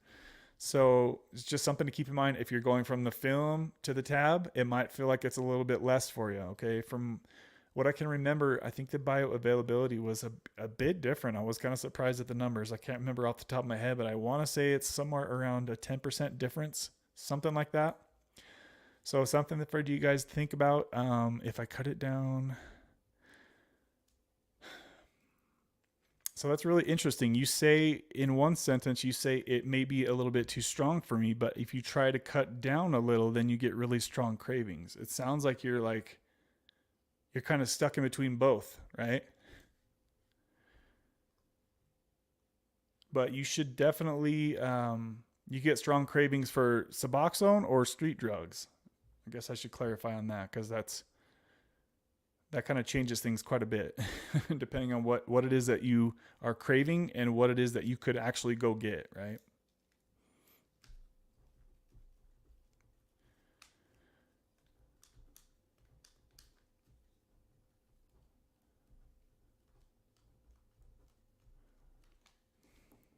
Slow-mo, that's awesome. It's so hard to do, but you did it. Peachy says, when I take the whole strip, I feel like so fatigued and dizzy. Yeah, so it sounds like you need to space out your doses, Peachy. If you take it, if you guys are taking your Suboxone and it hits you hard, this is something I try to talk about kind of a lot because it's kind of important, right? If you're taking your medication that's supposed to help you feel sober and normal, right? And it's smacking you in the face because it's so strong, then you need to talk to your doctor about splitting up the dose or lowering your dose or both, right? If you're the kind of person that takes your dose once in the morning and it just hits you really hard as it used to do for me, and that's why I never like to take my dose all at once because it would hit me really hard, and then by the end of the day, I felt like I was kind of going into like a weird withdrawal. Like it just felt like something was missing. So for people like me with fast metabolisms, it worked best to even the dose out throughout the day, and that keeps your blood levels on a more normal basis rather than the huge spike and then the fall off, right? But yeah, if you're feeling fatigued and dizzy and you're feeling either super energized or super tired, it could be either way because it's different for everybody. But if you're feeling super different after your dose kicks in, then you need to talk to your doctor about either lowering the dose or splitting up the dose. So something to think about, Peachy.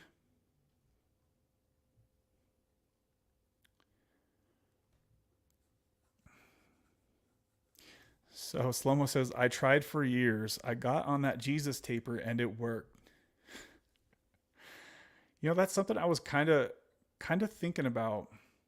To kind of go off topic here for a minute, guys. Sorry about that. And yes, I'm way behind the comments. My bad on that.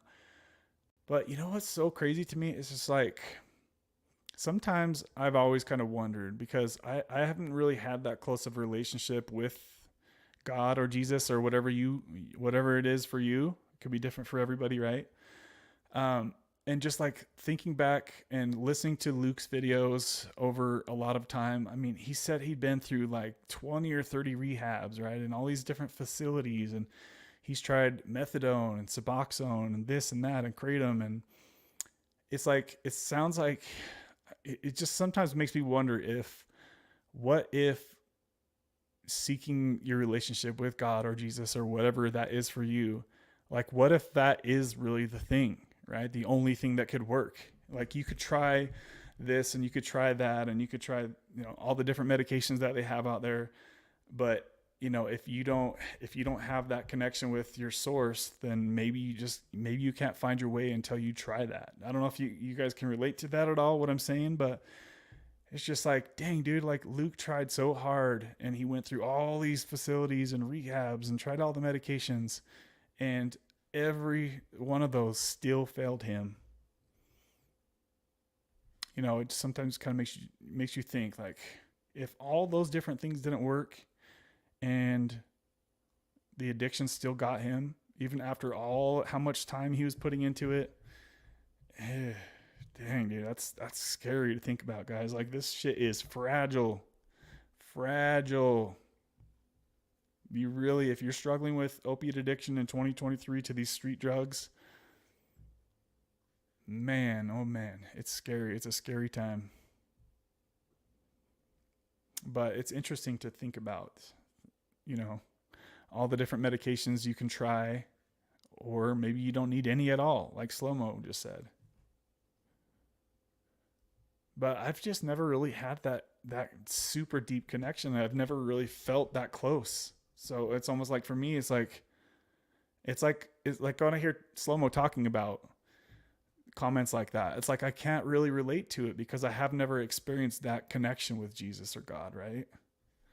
So if you guys are out there and you guys have that connection and you feel super connected to God or Jesus, and you should be thankful, because I know there's a lot of people out there like me that have never really experienced that and don't really, it's almost like a world that you don't know exists because I have never experienced it. I can just hear people talking about it, and it's like, wow, I wonder what that would be like. There was a time when I was going to church regularly, and that was like the closest I probably got. But still, I've never even read the Bible, right? Slow-mo says, praying for your connection to increase, Kev.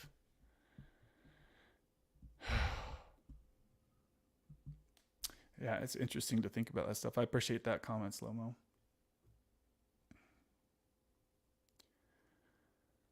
I'm so far behind in the comments, guys. I feel like a jerk. What's funny is that I drug the intro out because it was so slow earlier. I was like, well, I'm just gonna wait for some more people to stop in here. And now look how far back behind I am. Damn it. Sorry, I'm not very good at balancing these things out on the live streams. Guess I'm still kind of rusty.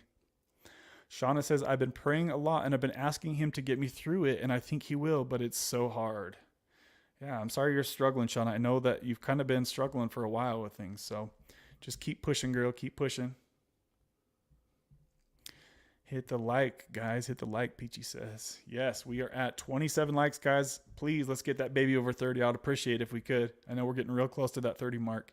We've got 18 people in here, and it will let more people know we're in here hanging out if you guys smash that like button real quick. So please do so. I was really hoping to have, was it Mud? What was his name? Something Mud on here, and share with us his Brixati. But maybe if he sees this on the replay, he'll jump on maybe next week and share with us.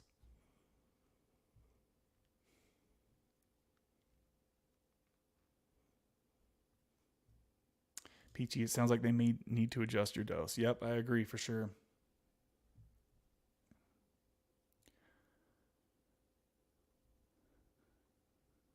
Dan Cat, sounds like being an EMT. Yeah, you probably experience a lot of the same people, unfortunately. Right? You should not be responsible for that. If he got hurt, what could happen? F that. Yeah. Yeah, it's really scary. So like things like that, it was I was like, what am I supposed to do here, right? One of the last rides I gave with Lyft was a $3 ride to a drunk girl who almost puked in my back seat. That was the end of my run with Lyft. Laugh out loud. Yeah, I mean, I'm knocking on wood for anybody who does Lyft or Uber that you never have to have somebody puke in your car, because it almost happened to me last week too. It was pretty sketchy. I'm really glad that didn't happen, because I seriously, I would be done if that ever happened. I'm knocking on wood over here. And I would be extremely rude and pissed off if somebody puked in my car. Yeah, I don't want to see me when I'm pissed. Talking about Uber, I did that in 2018 and 19. Also, Lyft here in suburbs. Stories were also scary. West side of Chicago was scary. I was going on every red light to get back on the highway. Yeah, Chicago can be pretty scary at some parts of that. I drove through there back in the day when I bought a car out there and drove that thing home, and dang, it was pretty intimidating, some of the places out there. I went once, 55 miles. Damn, that's a long time to have somebody in your car. No wonder people take Uber instead of an ambulance to the hospital. Yeah, it's dirt cheap.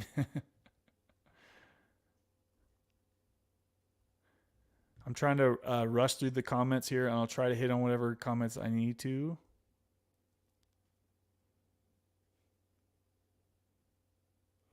So Shauna says, yeah, 2 milligrams is like halfway there, and I agree with that. Once you get to 2 milligrams on your taper, guys, that's basically level 2 of tapering. You can get from 32 milligrams down to 2. And then once you get down below 2, that's when you really got to start focusing hard. Then that's when you'll really start getting challenged. But anything over 2 milligrams, most people can usually get down to 2 milligrams without too much hassle. Threw up 3 times in her own bag. I got $212. Lift fees are bad. $12 tip. I bet you'll never forget that ride either, Mikey. Sorry, guys, I had a work call. It's all good, Rach. I know people out there are busy. Subs are strong. Can't believe I was on 16 milligrams for 7 years.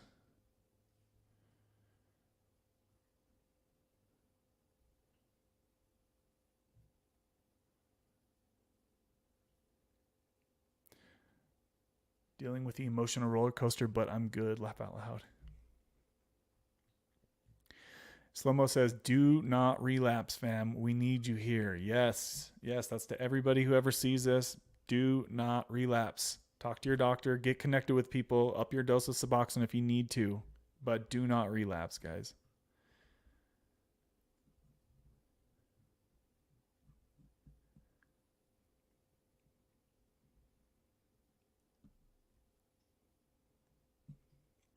Anthony says, sorry for making that confusing. Laugh out loud. I've been taking subs for 10 years. I've been clean from H for almost 6 years.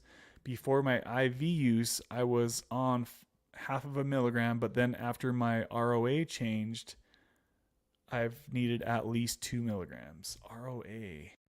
What's ROA? I don't know what ROA is.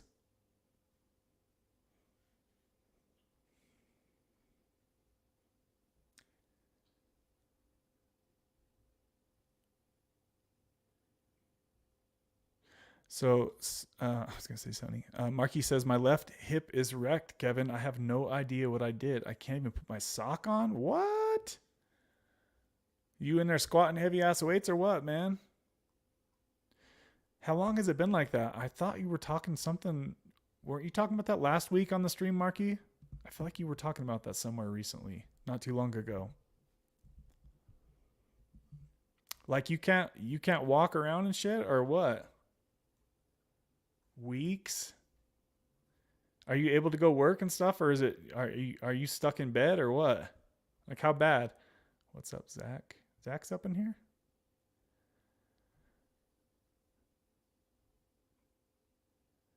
So Anthony says, I was initially getting subs on the street. It wasn't until I got a clinic that I got and stayed clean. That was the same thing for me, Anthony. Same thing. Yeah, when I was buying Suboxone off the street, I would never do anything illegal, by the way. Obviously, knocking on wood over here. Back in my day.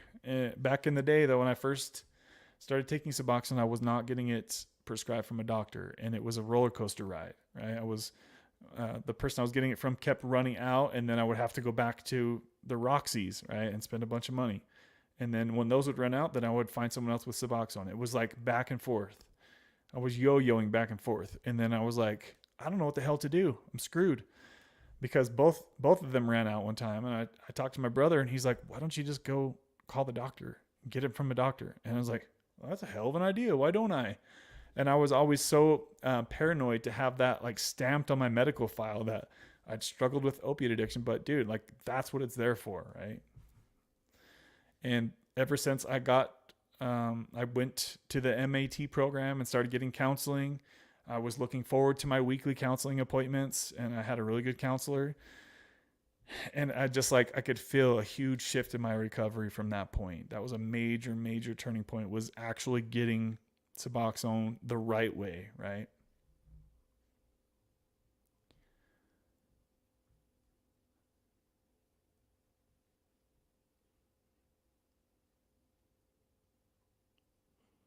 Did you get your license yet, Marky? So Marky said, yeah, it's from the gym for sure. Did you do somebody at the gym? I can walk, but it's like my hip flexor doesn't want to work. Oh, man.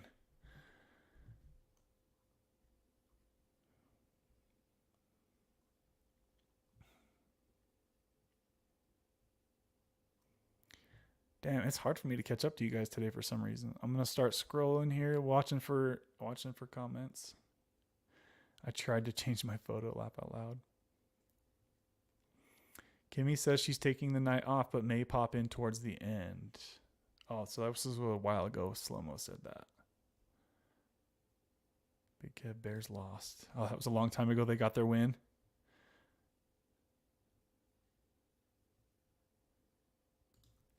Thanks, Slow and Peach. This community helps me to feel I'm not alone in this struggle. Yeah, there's a lot of people who are going through what you're going through as well watching this channel, as Anthony. So you're not alone, my friend.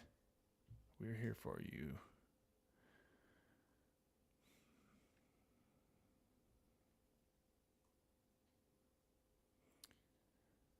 I agree, Tara. I found this channel 6 weeks ago, but being here occasionally has really helped me a lot.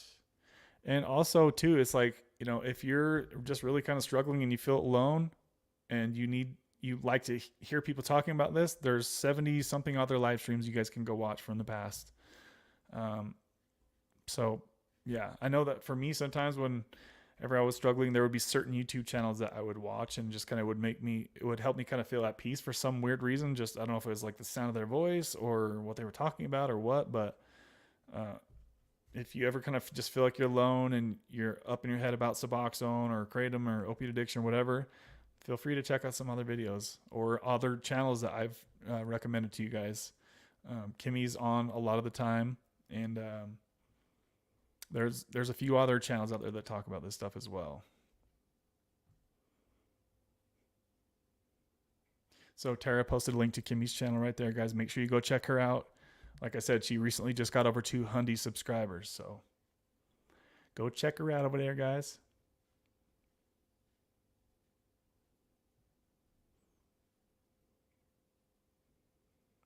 What's up, Danny? You're probably gone by now, but good to see you in here. Why is that not popping up?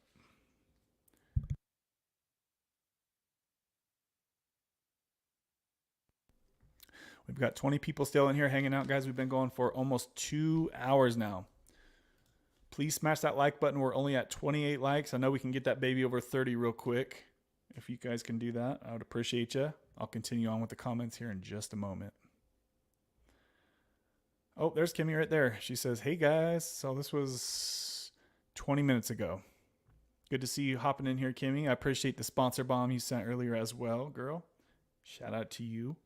Let's see the tabs. Let's see. Yeah, the tabs are way weaker. I made them switch me back to films.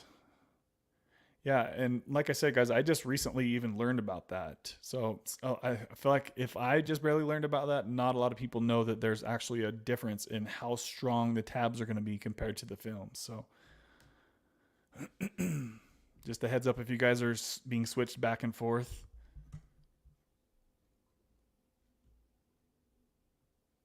My computer's kind of freezing up right now. Hold on. There we go.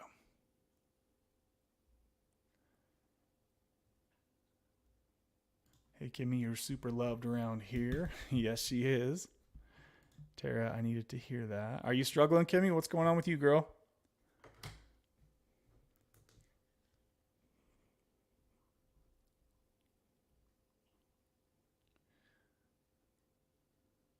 Yes, brother, seek the source. Everything else fails, Slow-mo says.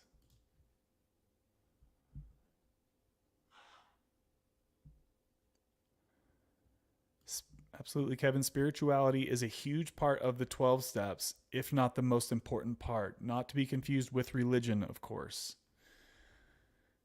Yeah, I mean, I don't know a whole lot about the 12 steps. I've never gone down that road. So, I know I hear a lot of people talking about that, and it's interesting too because whenever I talk to somebody or come across somebody who has gone through the 12 steps, I know a lot of them. And now that I'm just kind of thinking about that, like piecing that together, a lot of them seem like they're talking about God a lot, right? And religion a lot. So it's just interesting to like, I don't know, I've never really thought about it that way, but now that I'm thinking about people in the past in my day to day that I know who have struggled with addiction and have gone through the 12 steps, I do notice that a lot of them talk about God, and they usually have like some sort of um, like religious quote that they say often or something like that.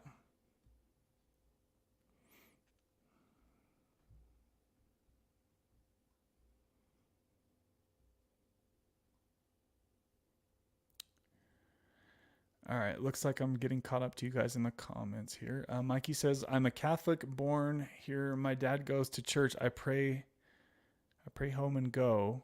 Pray at home and go at midnights on Friday with my deacon friend." So they do Friday night service.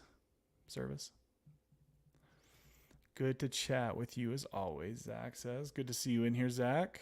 What's up, my amazing people? Zach, have you made any videos lately? I haven't really seen anything pop up, but I haven't been on YouTube a whole lot. I've been trying to kind of minimize my YouTube time. I've been out working for Uber and freaking Lyft.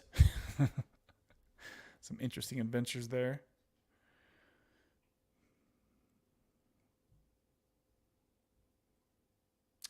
Fox, what's up? Fox says, "Hey y'all, listening as I run my errands today. 6 months since my last Sublocade shot. Been having a runny nose and fatigue these days, but nothing bad at all. I'm doing great and I can't believe it." Awesome. Good to hear that, my friend. Thanks for listening to us as you're running your errands. Be safe out there as well, Fox. Good to see you stopping by, my friend. That was at 4:44.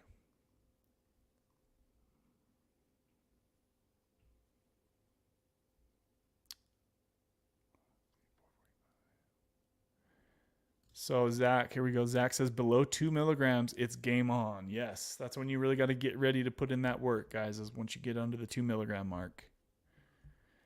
That's when, as Macho Man says, it's about to get real. Step into a Slim Jim, Kim Jong Il. Do you guys ever remember that? The rap battles. Freaking shit was hilarious. It's wonderful to hear you're doing well, Foxbat. I'm proud of you, Tara said. Danny says getting below 1 milligrams was challenging, currently at half of a milligram, and I can't seem to go lower without feeling some mild to severe symptoms after 16 hours of not dosing. Danny, have you tried splitting up the doses? Maybe like a quarter of a milligram at a time? But yeah, you're down to the part where it's getting really low on the dose, right?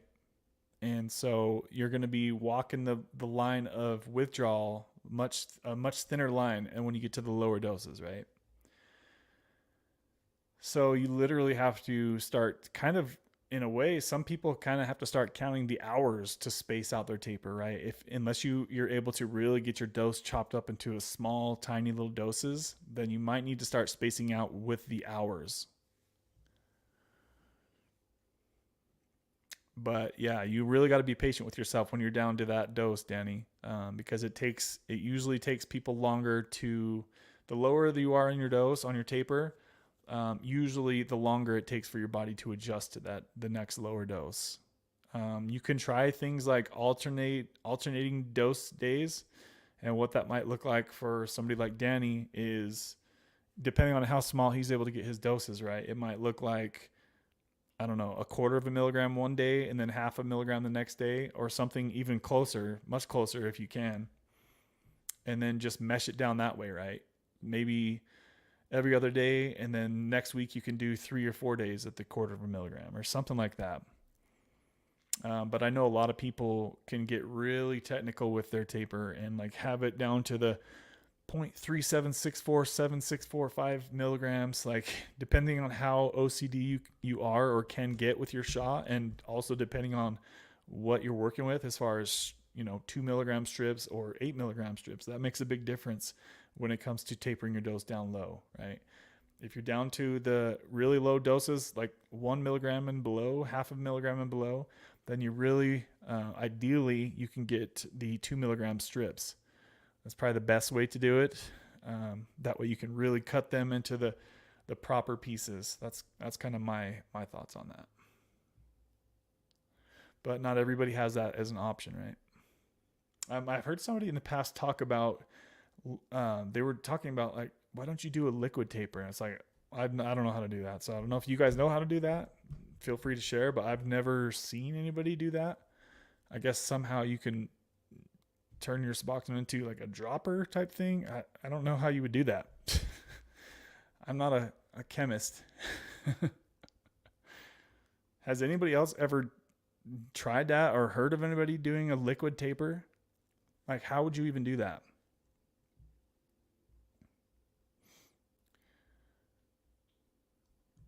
So Anthony says ROA meaning route of administration, going from smoking to IV in my case. Okay, I gotcha.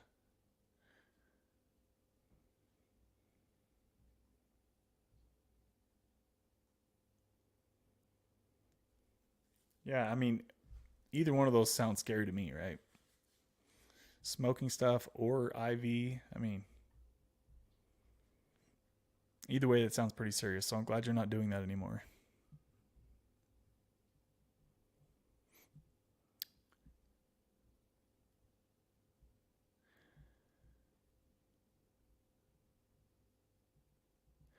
Anthony says, same exact story for me. 90% of the time I was using it was because I couldn't find anyone with subs available.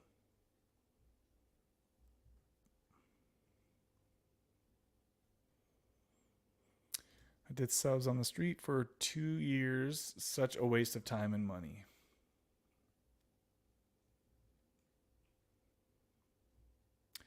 Gonzo, what's up, Gonzo? Good to see you back in here, my friend. Says, hello, everyone. Hey, Kevin. Looking swole AF. Thanks, my friend. I'm actually feeling kind of wimpy. Well, I appreciate that. Definitely got to hit the gym. I've had, let's see, what did I have? Sunday and Monday off. And I almost skipped yesterday after driving for Uber all day. I was like, I'm not feeling it. I was like, I really wasn't feeling it. So I was like, all right, if I'm really not feeling it that much, then that means I definitely need to do it. And I did it, and I was so damn glad I did. So if you guys are ever like on the fence about going working out today or tomorrow or whenever it is, and you're just like internally, you're like, I don't have the power, I don't have the energy, I don't want to do it, I don't want to deal with people, that's when you should definitely jump in and do it. And then you'll be walking out the door and you'll be like, oh my geez, I'm so glad I went in. That's exactly how last night was. Before I was like, no, I don't want to do it. I was like, yeah. Turn on some good music and just go bang it out. So Marky says, I'm going to chill on legs for a while, but my quads are on point. So it's saddening. Oh, dude, that sucks. Yeah, when you like start making gains and you start to get things looking how you want them to look, and then you got to back off of that, that sucks, bro. I'm sorry. Hopefully you can heal up. Have you thought about going and getting that checked out, Marky?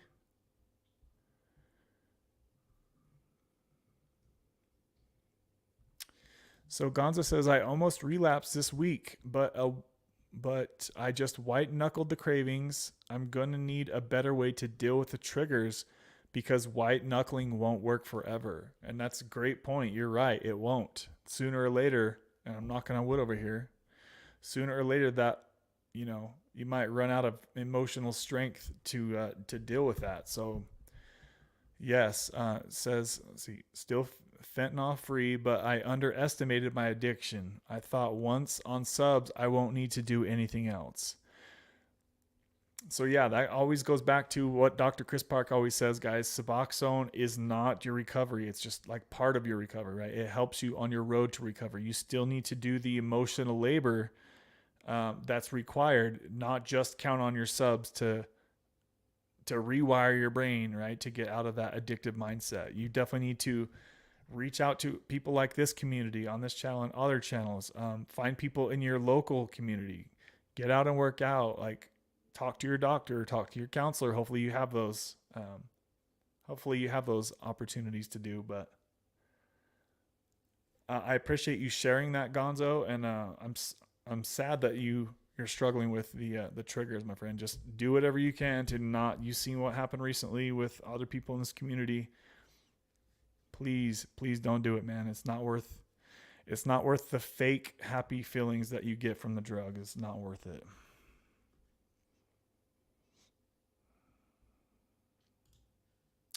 I'm glad you didn't relapse. It takes a strong person to white knuckle it. Yes, it's good to find good coping skills.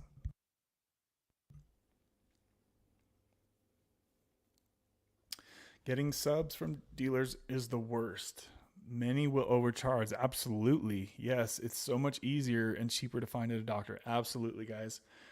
There was literally one time when I was so desperate, I paid 50, that's $50 for one Suboxone, guys. When you can literally get an entire script for what? What is it these days, guys? Like a dollar or two a tablet or something like that. Dirt freaking cheap, right? So please, if you're struggling with this and you're buying Suboxone from the street, just go do it right and get with the doctor, guys. You'll save yourself a lot of hassle, and you're not worrying about breaking the law every day anymore, right? And it's a lot cheaper. We love Kimmy long time. Fox says step 2. So I'm getting kind of caught up to you guys in the live stream. I'm trying to get caught up to y'all in the live. We've been going for 2 hours and 11 minutes, guys. We've still got 18 people in here hanging out. We've got 30 likes. I appreciate those who have smashed the like button. If you haven't yet done so, please bang that baby out. Just, it looks like this. Boom. It's a big thumbs up. Gonzo says, thanks, man, but it's harder and harder to just white knuckling. I'm on 16 milligrams right now, but I need to work a program. I'm going to an in-person meeting tomorrow, so hopefully I find a cool sponsor. Yes, I love to hear that, Gonzo. That's awesome. Yes, you know what you need to do. You just need to do it, my friend. Get out there and put in the work. Put in the work, my friend. You got this. You will feel much better, and you'll be alive to talk about it, right? KG says, Kimmy, love you long time. Did Kimmy post? I haven't seen her post for quite a while. People are talking about Kimmy, but I don't see any posts from her. Is she in here? Kimmy, where you at, girl? So these comments were about 20 minutes ago. My back is killing me. Ooh. My back and my neck. Zach says, I haven't made any videos lately. You just been out there working or what, brother? How you been feeling, man, Zach? Good to see you in here still, bud. Haven't seen Mama Deb for so long, guys. Has anybody talked to Mama Deb? How's she doing? It'd be cool to hear from her. Mama Deb, if you ever see this on the replay crew, let me know if you want to do an update. That'd be awesome to have you back on the channel, or just touch base with us. It'd be good to see you, girl. She's probably out there. I think she was recently dating somebody, so I wonder if she got wifed up. Let's see here. That's great, Gonzo. I was on 16 for 7 years. Find a good support group is key. You've got this. We're rooting for you.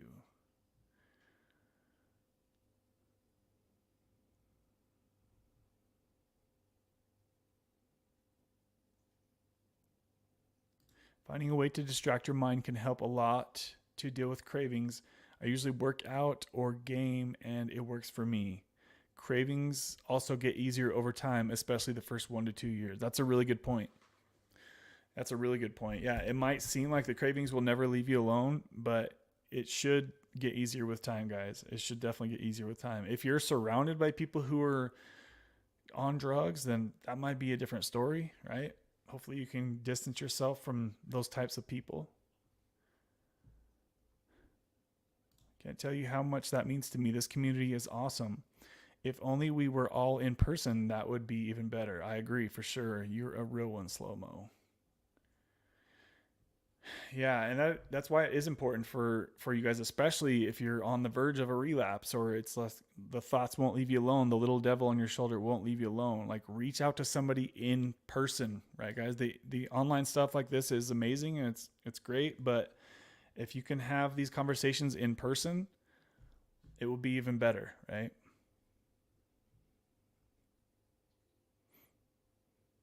Cravings start to subside around the 2-year mark. At least that's how it was for me.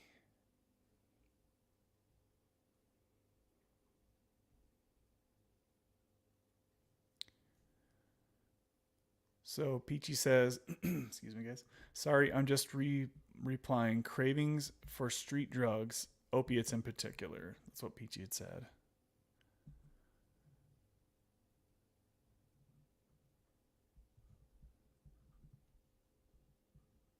Danny says, I take 0.25 milligrams at wake up and 0.25 milligrams before bed. Okay, so you already are spreading them out like that. I gotcha.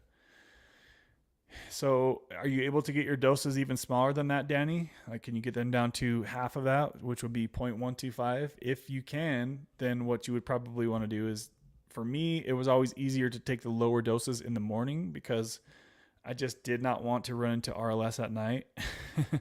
So it's like, for me, I could choose like where at what point in the day can I better manage a lower dose, right? And for me, it was always in the morning times. So what that would look like for me if I was in Danny's shoes and if I was taking 0.25 first thing in the morning and 0.25 before bed, is I would change the first dose to 0.125 milligrams in the morning, right? And then take the 0.25 milligrams before bed.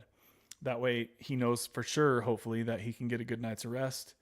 And then tomorrow morning, you just take take whatever dose you need. It's 0.125 or 0.25, but that's kind of how I would do it. I'm not sure if you can get your doses that chopped up or not, but that's what I would do. Maybe talk to your doctor about doing that.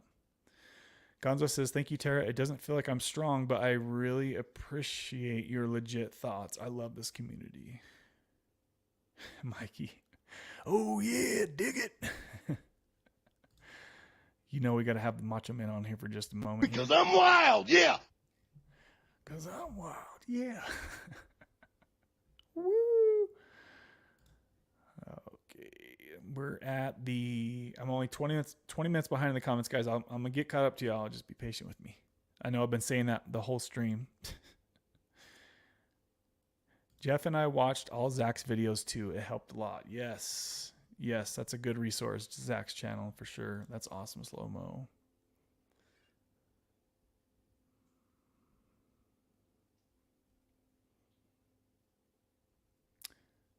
I would notice that getting past each hard craving will add to your mental resilience. The more you can deny them, the easier it becomes to deal with in the future. Facts.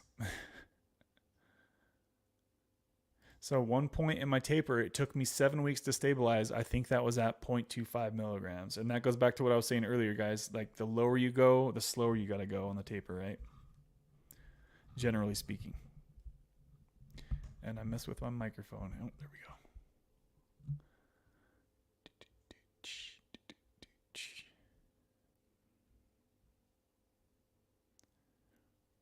The worst symptom I have experienced on the taper is body temperature regulation. Always felt cold, even in hot weather temps.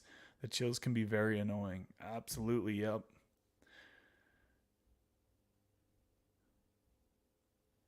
I'm surprised you haven't had any run-in with the RLS yet. That was always my biggest fear when tapering, was having RLS in my sleep.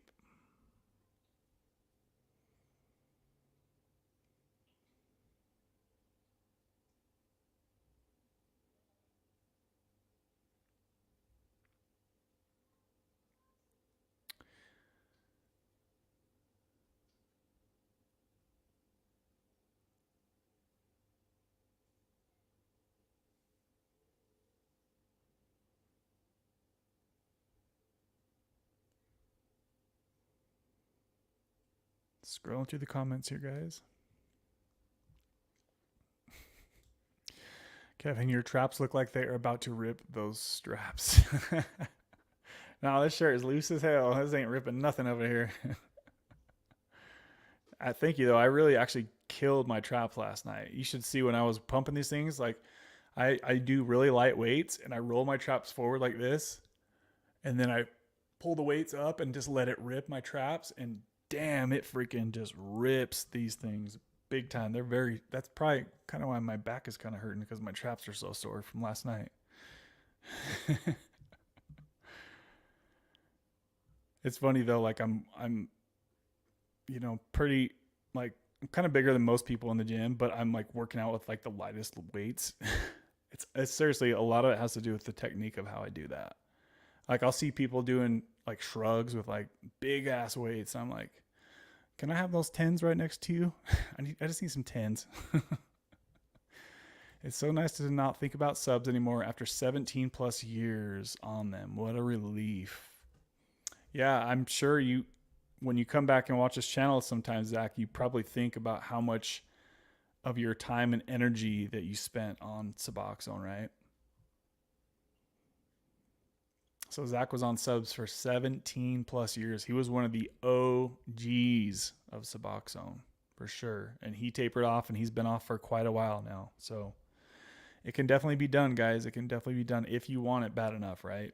And remember that it all comes down to where you're at in your recovery. If you just relapsed a few months ago, then in my opinion, what the hell would you want to get off Suboxone for? No. No.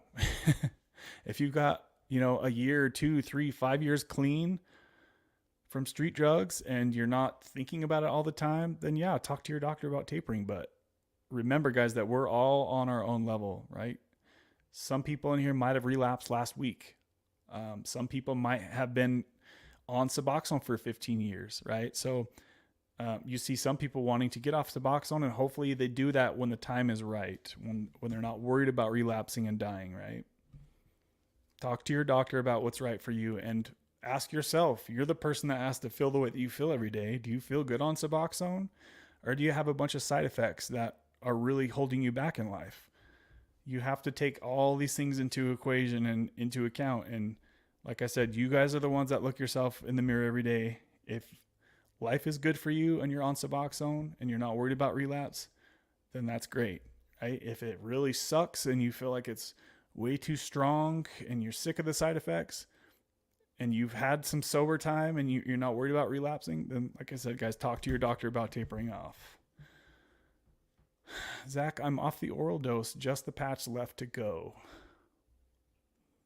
Good to see you still in here, KG.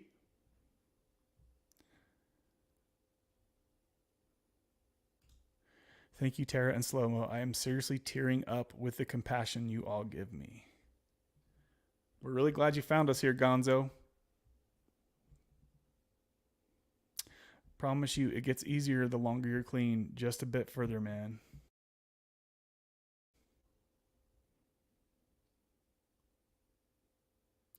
I have to do a physical agility test in December. I'm trying to pump this iron, Kev. Bang it out, Slow-Mo. Bang it. If it doesn't heal on its own, I will see a massage lady or maybe a chiropractor that can help fix hips. Yeah, that sounds like that would suck, dude. I'm sorry you're going through that, bro. I was about to ask KG. Gonzo, always here, my friend. We've been going for 2 hours and 22 minutes. We still have 16 people in here hanging out, guys. 33 likes on this. Let's get that baby over 35 real quick if we could. I'd appreciate you.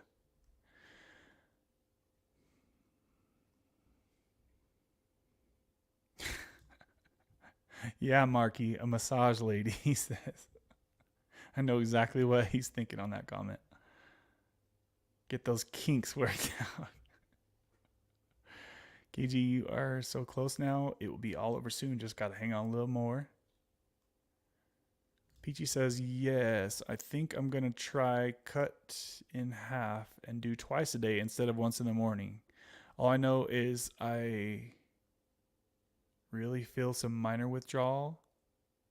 I rather feel some minor withdrawal than go. I've been feeling than the way I've been. Sorry, I can't understand all that. The way you've been feeling the last few days.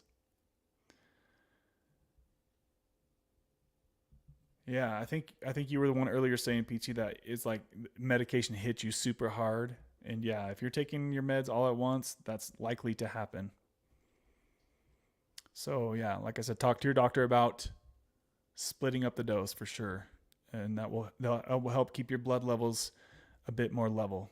It'll keep you like this instead of like this. like a mini roller coaster, not such a huge roller coaster.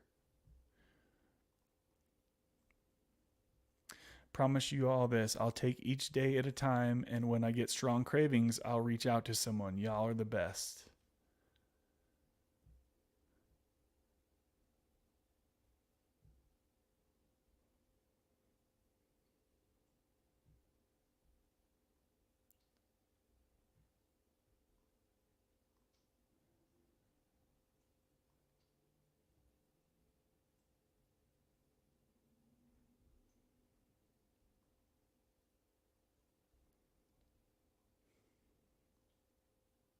So Zach says Deb's doing good. Keep an eye on my taper.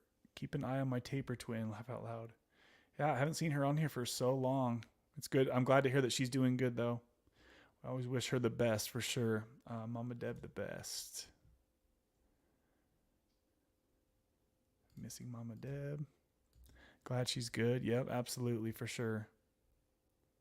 Do you talk to her a lot, Zach? Tell her we all said hello and we're thinking of her and we miss her. I didn't know that Butte messes with your sex drive until I heard you talk about it a little bit on one of your lives. It's going on 2 years for me. Yes, it definitely can mess with your sex drive, whether you're a male or a female, for sure. And if you're a male, it can definitely mess with your sexual performance in a bad way. Or it could also be in a good way. If you're, this is way TMI and I can't really say it, but you got to read between the lines. If you're somebody that finishes things quick, Bupe has been known to delay that in many people. So that's about as much as I can say about that. And sometimes, and many times, it can delay that way too long.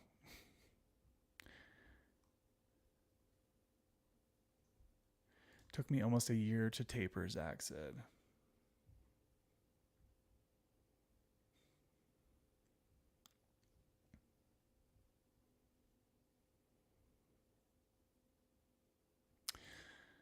Besides the support you all give, I love that nobody posts anything negative to quote unquote scare is who are in early recovery. I've heard so many people tell me that subs are worse than heroin. My pause will last years, etc. Just negativity from some people who are sober. I'm so grateful to you all. Yeah, we try to support everybody here, Gonzo. I mean, not everybody's going to agree with everything for sure. There's going to be people who have different outlooks on Suboxone or Kratom or opiate addiction or any of this stuff, right? And that's okay. There's plenty of people who have disagreed with me in the past with certain things that I said, and that's totally okay, right? Like, I would never expect everybody watching this channel to agree with everything that I've ever said. The thing is that we're all here for the greater good, right? We're all here to support each other when people who are struggling, they need people to hear what they're going through and just be an ear and offer some solutions that might have worked for them in their life, right? So this is a really tight-knit group here, and a lot of people get a lot of support from just coming here every week and hanging out and chatting. And it doesn't always have to just be talking about Suboxone. It could just be, hey, there's the people I like talking with that they're there every week, and we can go chat and chill and shoot the shit for a couple hours. So even if it's just as simple as that, right, this can really help a lot of people. If you have if you're bored as hell one day sitting at home and you're like, what can I do to kill a couple hours? We're here for you every week talking about this stuff. Yes, I agree with the 0.125 milligrams, Kev. Planning your dose around sleep is super helpful. Yes, yeah. If you're going into withdrawal in your sleep because you're tapering, you really gotta, in my opinion, you gotta plan your day around the dose as best as you can, because maybe somehow you don't have sleep issues from Suboxone, right? From tapering Suboxone. Maybe for you, it's like the worst case scenario is to be grumpy or on edge at work in the morning. Then maybe your day would be planned different than I was explaining earlier. But in most cases, I find that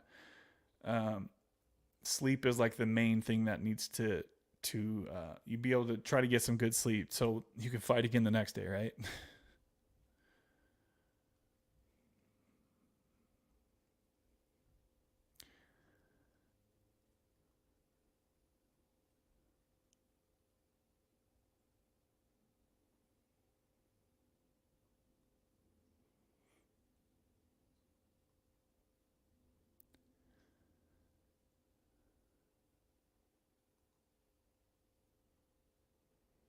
So KG posted a link to Zach's channel, and he documented his taper with Suboxone, guys. So make sure that if you haven't seen that, go check it out. He did one of the most detailed. I always got to bring it up. Sorry, Zach. I know you're probably sick of hearing me say this, but he had his Suboxone pill crumpled up into a piece. It was like 1,350 pieces out of one 8 milligram sub tablet. That's how detailed he was with his tablet. So some people, like when Kimmy, she said she didn't want to taper. She didn't want to do all that work. So she got down to 0.5 milligram and she jumped off and she quote unquote paid the piper right then, right? But other people out there, like Zach, he tapered down to a pebble of a pebble of a pebble per day, right? So go check out his videos if you were interested in tapering down to really, really small doses of Suboxone before you jump off. And it seems like it was a much smoother transition for him because he put in all that work tapering down to such a low dose. Not everybody needs to do that, of course. But if you're the kind of person that does feel like you would need to taper down to such a tiny dose, then definitely go check that out.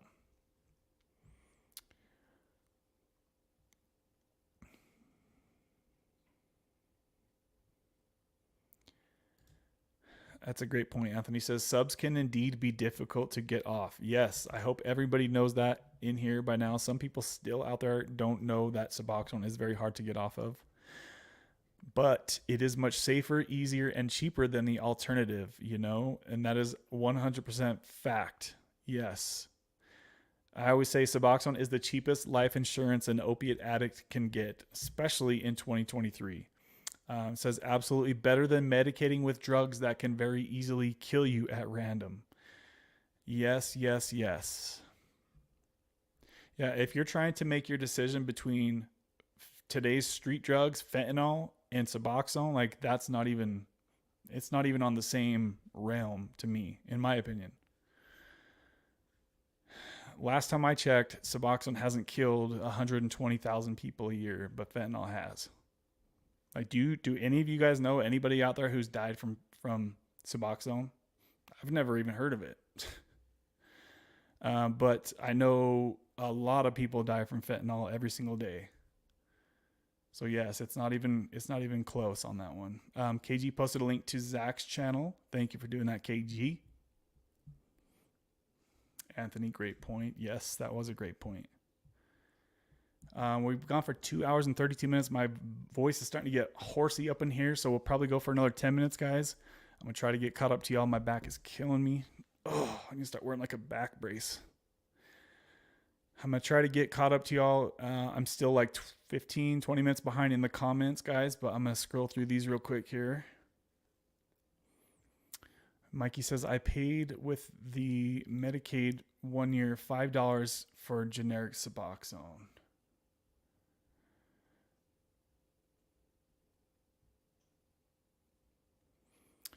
As I mentioned, I'm still in early recovery, and I could feel insecure when people in long sobriety tell me that MAT is worse for me. I know that they're full of shit, but sometimes it gets me. Yeah, there's going to be people out there that have their opinion on MAT, and that's okay, right? But the important thing is that you're here to fight another day, and that's definitely what the MAT stuff can really help you with, is it can buy you time to straighten your life out, right? Had to stay away from people like that. I was told I wasn't clean either, but I was. Didn't need to sniff drugs anymore. You're doing it. Marky says purse.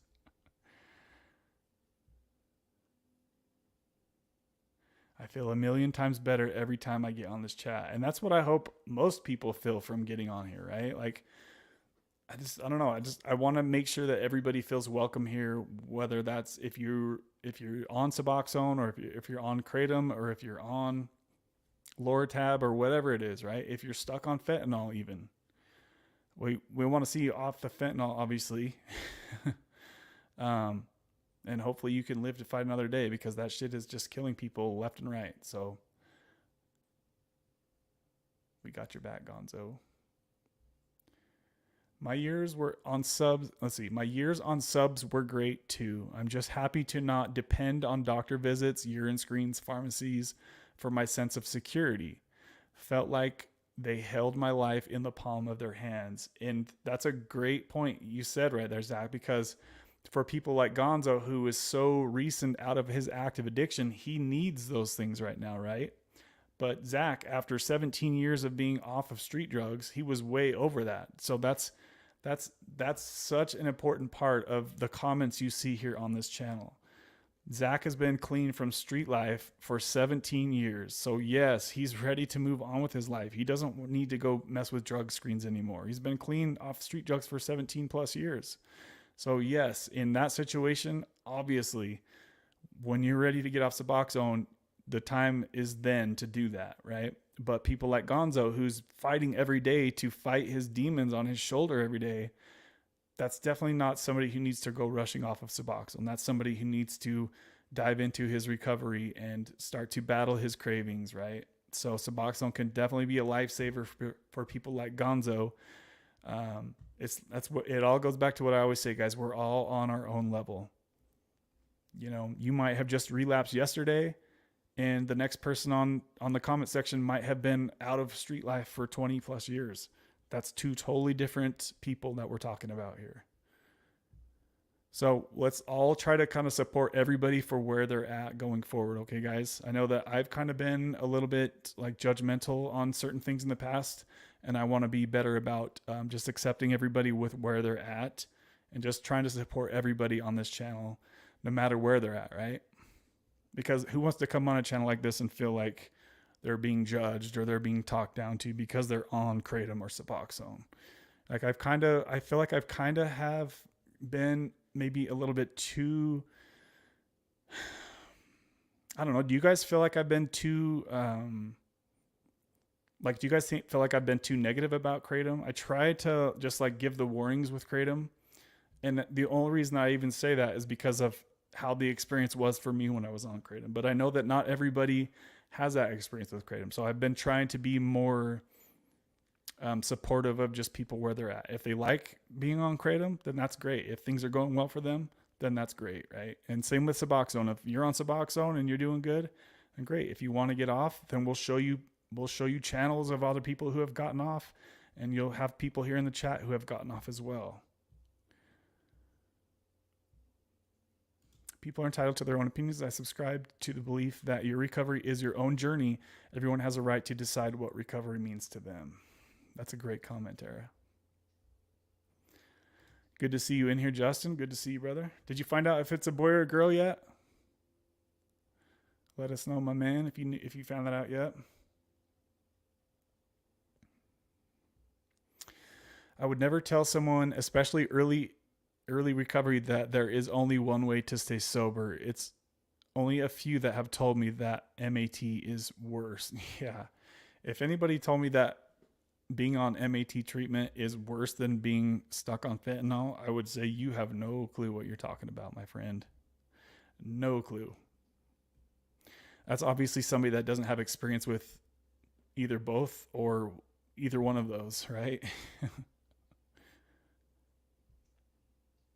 Sorry, I've been away for a while. Been a busy couple weeks.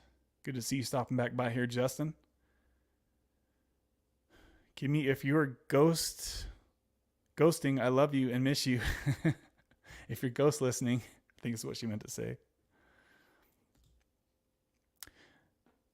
Jessica C says, I'm so glad I found your channel. My doctor has told me for 2 years I need to get down to 2 milligrams of Suboxone before I can switch to Sublocade. And I have been trying to taper down since. After watching one of your videos in research, I have now switched doctors and have an appointment next Monday to switch. Awesome, Jessica. What dose of Suboxone are you at? Yeah, you guys, if your doctor tells you that you have to taper down to 2 milligrams of Suboxone before you can get on Sublocade, find a new doctor, because that's not correct. In fact, I think that because there's a lot of people out there that are on, 8, 12, 16, 24 milligrams of Suboxone, and they don't even need to bother tapering if they're going to get on Sublocade. They can go right to the 300 milligram shot, and then they didn't have to do all the taper drama, right? But thank you for finding the channel, Jessica. We're glad to see you here, and let us know if you have any questions about the Sublocade switch, because there's a lot of information on this channel about that exact topic. You got this, Jessica C. Marky says. Dang, you guys are going off in the comments. I thought it was going to be slow up in here today. Definitely plan your dose around sleep. I always took once a day and after work around 6 p.m., which helped me sleep through the whole night while tapering.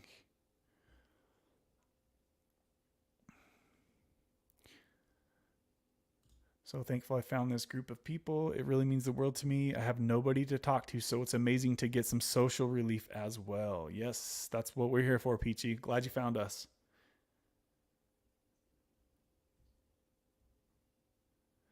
Thanks guys, I've been on 24 milligrams for years because of misinformed doctor that wouldn't help me taper, and it upsets me so much. Damn. Wow, yeah. Yeah, welcome to the community, Jessica. Yeah, if you have any questions about this stuff, we have a lot of people on this channel who have a lot of information for you. And it sounds like you knew deep down that you needed to switch to a different doctor, because it sounds like an interesting theory he had. Whew, throat was getting dry up in here. Keep up the amazing work, Zach. I can't wait to watch your videos.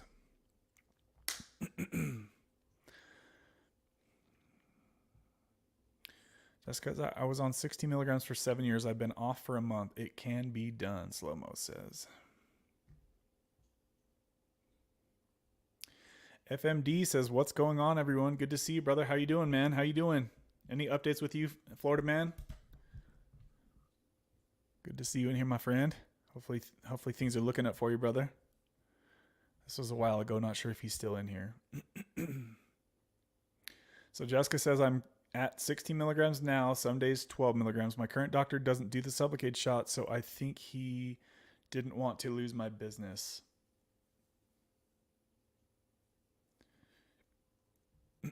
So yeah, if you're at 60 milligrams, 12, somewhere right around there, then you should just go right to the 300 milligram starting dose, which, yeah, that's messed up. They told you basically, if you can't get down to 2 milligrams, you can't get on Sublocade. What? That's weird. I'm glad you found a different doctor, Jessica.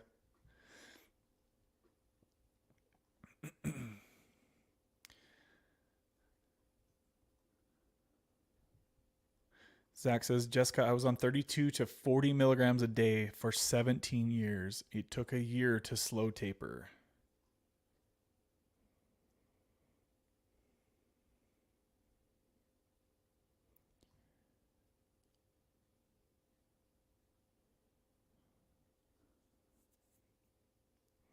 Slow-Mo says, I'm an EMT. I have never seen one Suboxone death, but I see fentanyl deaths every week, if not every shift. Damn, dude.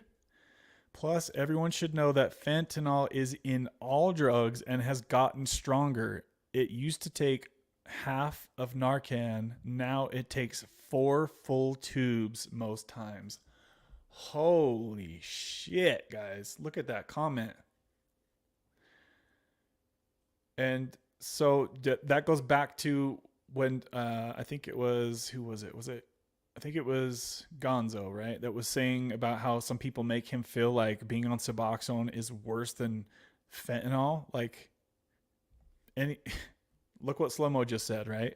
He's never seen one Suboxone death. I've never heard of it. I'm sure you could Google and find somebody who had bupe in their system that died, but as far as taking Suboxone and croaking out like you can with fentanyl like that these days, I've never heard of anything like that ever. But he says he sees fentanyl deaths every shift, every day, every week, if not every shift. And now that they take 4 full tubes of Narcan, that tells you how strong the drugs are these days, these guys. The fentanyl is killing people like nothing. 4 tubes of Narcan. And I've heard from some people saying that Narcan doesn't even work sometimes now, right? Depends on what exactly they took and how much they took. I mean, how long would you be out of it to have to go through 4 tubes of Narcan? You'd think that person would be not responding for a good 10 minutes or something at that point, right? That's freaking scary, guys. That's really damn scary. FMD says, I'm good. I'm cutting up a strip right now. That's awesome, man. That's awesome, bro. Hopefully you're doing good. It was good to see that you're working with the doctor now, Florida man. So that makes me happy to see, my friend. We're glad you're still here, FMD. We need you, brother. We need you. We need you to keep sharing the information out there. He's one of the last few people that have experience with fentanyl in recent times, right? That makes videos about it. So is there anybody else out there that even really talks about fentanyl? I don't know if there's any other channels really. I think there's I forgot the guy's name. I don't really ever watch his channel, but there's not a lot of people that talk about what it's like to struggle with fentanyl addiction in today's, well, Luke was just talking about it, but it's just really scary, guys. Sometimes the Narcan doesn't work. Do not relapse, fam. Glad to see you here and everyone else. That's an intense career. I'm sure you see some horrible stuff on a weekly basis. Kimberly says, I've gotten 3 shots of 300 milligrams and 1 shot of 100. I'm struggling with trying to decide if I should continue with the 100 and stop or go back to 300 for a bit. I've had a rough month. Yeah, that's an interesting situation there, Kim. Thanks for sharing, by the way. So 3 shots of 300, 1 shot of 100. What is it that you're struggling with exactly, Kim? Because you should definitely have a good chunk from the first 300 milligram shots still in you. Just keep in mind that these shots take many, many months to wear out of your system. So that's why they lower the dose down to 100, because the 300s from the shots before, there's still a good chunk of those in you when you go in for the 100 milligram shots. So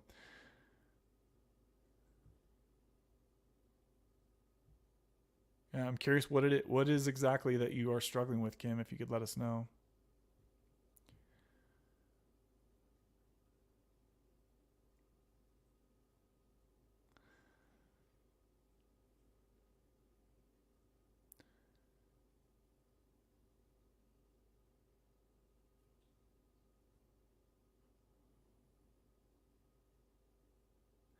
What a great way to treat recovery, Kevin. I agree. Accept everyone for where they are and what recovery means to them. Yep.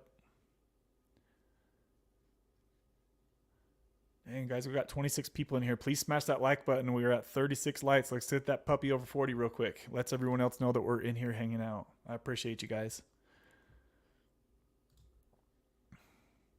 Also, since we're getting towards the end of the stream, we haven't done a 3-hour live stream for a long time. I want to go ahead and thank today's sponsors. Today, KG Smith was the sponsor of the day. So shout out to you, KG, for sponsoring today's live stream with a $40 Cash App donation. I appreciate the love, as always.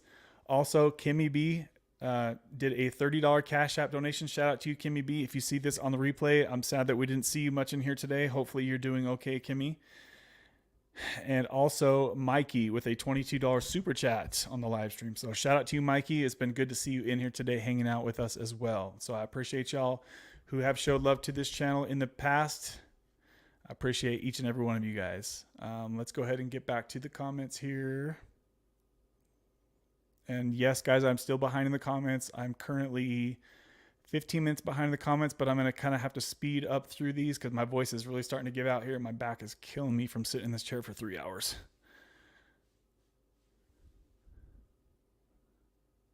So Kim says, I know it's in the mind, but I can be so weak-minded when it comes to bupe.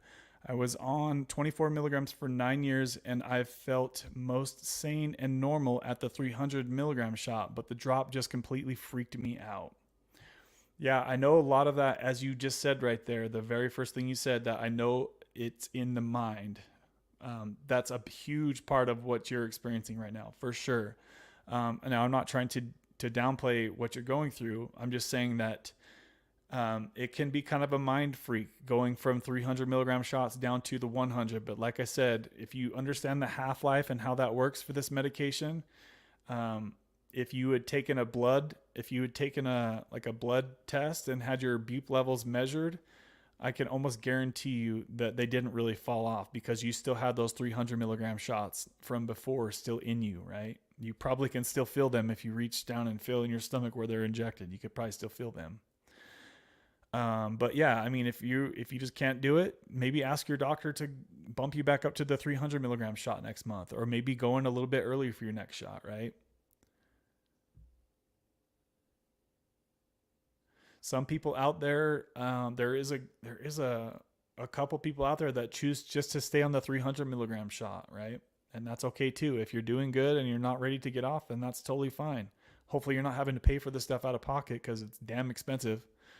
If you got good insurance and it's not costing you a lot of money, then and you're doing really good on the 300, then maybe chill on the 300 for a while. That's totally fine,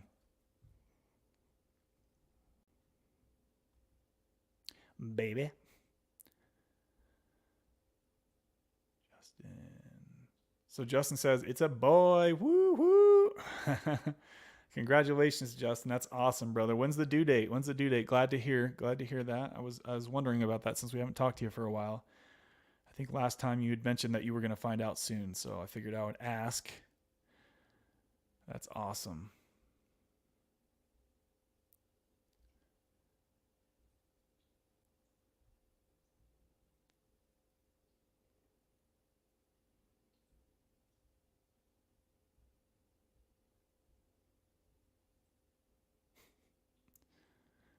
Kim says, I love, love, love this chat ever since I found it, and I completely agree. We should meet people where they are and be more accepting. Absolutely, guys. Yes, and I need to be better about doing that as well, for sure.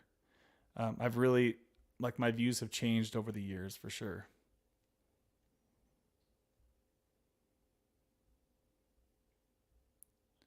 Jessica says, I'm at, oh, I already read that earlier. Isn't 2 milligrams too low to switch to Sublocade? Question mark. So it really depends on the doctor that you're dealing with. Many people have gone from 2 milligrams to the 100 milligrams of Sublocade. So no, that actually would be. And I had Dr. Ken Starr on, who is basically a Sublocade specialist, and I was questioning him about those exact things that you just mentioned, Anthony. There have been people who have gone from 1 milligram of Suboxone to a low dose of Sublocade, right? So you can pretty much, your doctor can customize anything to however he wants and go what they call off label, right? That's off label usage, because if you go by the on label, it's pretty much copy and paste. Everybody gets the same dose. Everybody comes in from this dose of Suboxone. And unfortunately, that's not the way the world works. Not everybody is on the exact same amount of Suboxone, right? So doctors over the last few years have been adjusting or customizing their dose, and that's something that also why I think Brixadi is going to be a game changer, because they have much more different doses to where your doctor doesn't have to be Bill Nye the Science Guy and customize your dose, because they have different doses for people who are on different doses of Suboxone, right? So talk to your doctor about Brixadi, guys, if this stuff interests you and you're curious about it. But the question asked here is 2 milligrams too low to switch to Sublocade? No, it's not.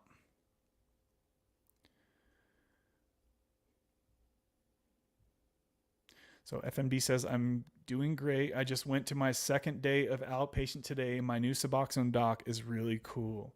Yeah, dude, I'm really happy that you're working with a doctor now, FMD. It really makes me happy, brother. Glad to hear things are going well for you, my friend, and glad to hear that you're rocking with the Subox doc. Just off topic, well, kind of on topic, FMD. Did you raise your dose up? And if so, what dose are you at now? And how are you feeling on that dose, brother? Hopefully any cravings that you might have been having have kind of gone away. How has that been for you, FMD? Let us know. Thanks for all the positive comments. I'm having some anxiety about the switch. Jessica, that is 100% normal. Every single person who has made the switch from Suboxone to Sublocade or Brixadi has had anxiety and worries about this isn't going to work for me. How am I going to rewire my brain, etc. That's totally normal. It's going to hurt, all these different things. Everybody has the same fears and anxiety about that. But trust me, you'll be on here in 2 or 3 months and you'll be like, oh my gosh, like this is so incredible, blah, blah, blah. Right. So, I've seen probably 100 other people in the exact spot that you're in right now. And they've almost every single one of them have come back to this channel, let us know how much better they feel being, feeling flat and normal all day, right? Rather than this stuff all day. But like I said, it's not an option for everybody. So we just have to work with what we have, right? Like not everybody has access to, Sublocade or Brixadi. Not everybody has access to Suboxone. Not everybody has access to a doctor that's willing to help taper them down. Like it's really just like some people have the doctor that fits them well and some people don't, right? And if you're in a position where you don't really think that you're on the best track with your doctor, then you might consider switching your doctor like we were talking about earlier, right? If you have a really cool doctor and you think things are going well with your recovery, and you think you're on the good path with your doctor, then just keep on trucking. We just had a sponsor bomb come through. Shout out to Marky Rizzo. We're going to go ahead and fire up the sponsor jet for Marky Rizzo with a $5 cash app, baby. Whoop, whoop.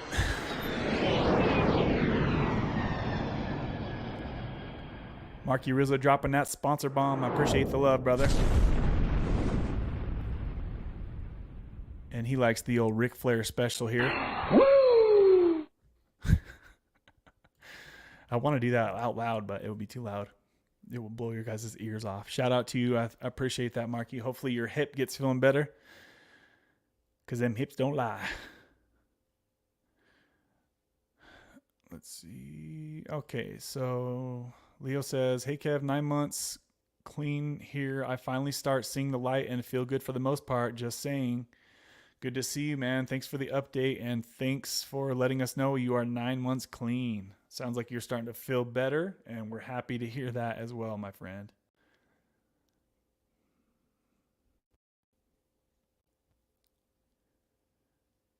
If your doctor says to get to 2 milligrams before switching to Sublocade, I'm pretty sure you would feel extremely over-medicated, or am I wrong? ? I want to switch, but under the impression that 2 milligrams is too low. So as I was just talking about a little bit earlier, Anthony, if you're on 2 milligrams of Suboxone, then you would take the 100 milligram Sublocade to start off. You would never touch the 300 milligrams because it would be too strong for you. The 300 milligrams starting dose is for people who are on 6 milligrams or higher, right? Maybe 8 milligrams or higher. Some people, the 6 milligrams is like the in-between zone where you could kind of go either way with it. 4 to 6 is kind of the in-between zone. But yeah, if somebody's on 2 milligrams, then they definitely do not want to start off at 300. It will be too strong. If your doctor, many doctors won't even be willing to start people on that low of a dose. Or, you just have to talk to your doctor and see what their thoughts on it, because it's going to be different for every doctor. Some doctors don't even know how to adjust the transition doses. Some doctors are extremely familiar with this stuff. So it really depends on how much experience your doctor has with it. Basically, at the end of the day, is kind of what it comes down to. But if I did a video comparing Brixadi to Sublocade, that might be a video that you want to search here on YouTube. You can type in Kicking Addiction, Brixadi versus Sublocade, and it will pull it up. And I did a very in-depth detail comparing the two and explaining why I think Brixadi has such an awesome advantage over Sublocade, because they have many different doses. That's just one of the many reasons why I think Brixadi is going to start to kind of lead the way in the future. Man, we got a lot of people in here. 24 people in here, guys. 38 likes. Let's get that puppy over 40 real quick. If you guys can smash that like button, I would appreciate you. And dang, it's hard to end the stream when we have so many people in here, but we've been going for 3 hours, guys. I really need to get caught up in these comments. So I got to start skimming here. Oh, my back is killing me. Ugh. My back and my neck. All right, I'm 15 minutes behind the comments, and I'm scrolling. Keep these doggies scrolling. Kim, I've been struggling with the 100 milligram shot too, Brandon says. Yeah, Brandon, I know you said a little bit earlier that what did you say? You almost relapsed today or something like that, Brandon? You might want to just talk to your doctor about pushing you back up to the 300. Or maybe something in between. I don't know. Brandon, have you ever had your doctor adjust the dose for you? Like, maybe he orders the 300 shot and gives you 200 of it? Anything like that? Thanks, everyone. Just been really busy lately. Good to have a social life again and be in a program here in STL. Never had anyone in Florida. So he's got some people in his hometown. Brandon said I was fine with the 300 shot. Yeah, I mean, if you're like borderline relapsing, Brandon, then I would talk to your doctor about upping you back to the 300.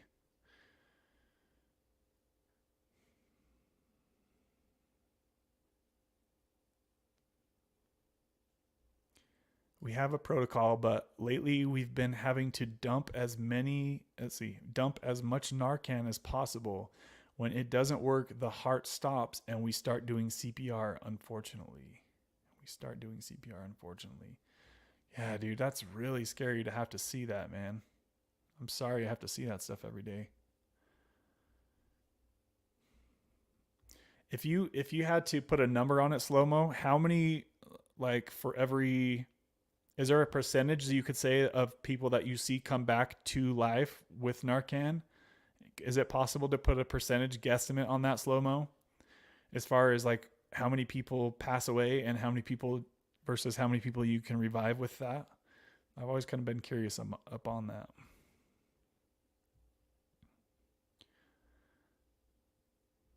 "83 degrees here in the Midwest." Damn, dude, that's freaking nice.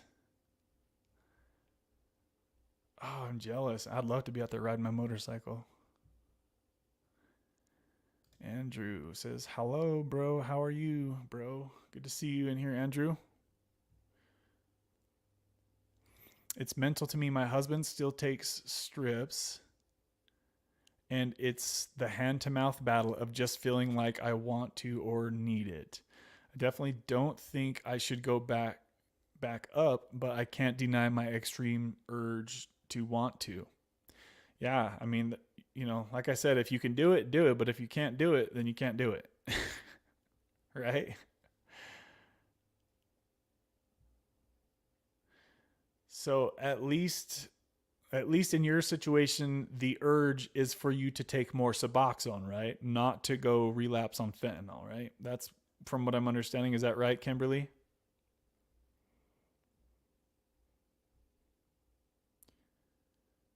Due date is April 1st, funny enough. April Fool's Day. That's awesome, Justin. So, dang, that's going to come up pretty quick.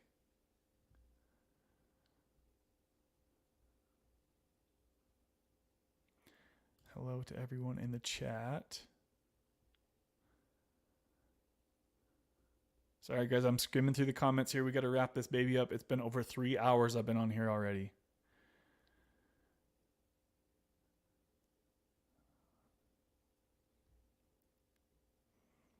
What's the difference between Brixadi and Sublocade?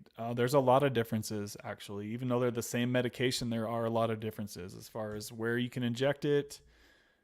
Is it going to leave the marble-sized bump under your skin? The cost is different. The doses are probably the biggest difference. The doses are many more doses on Brixadi than there is with Sublocade. There's a lot of differences. So if you're interested in that, go watch the video that I did, Brixadi versus Sublocade. I really went deep into that video and gave all the differences between them.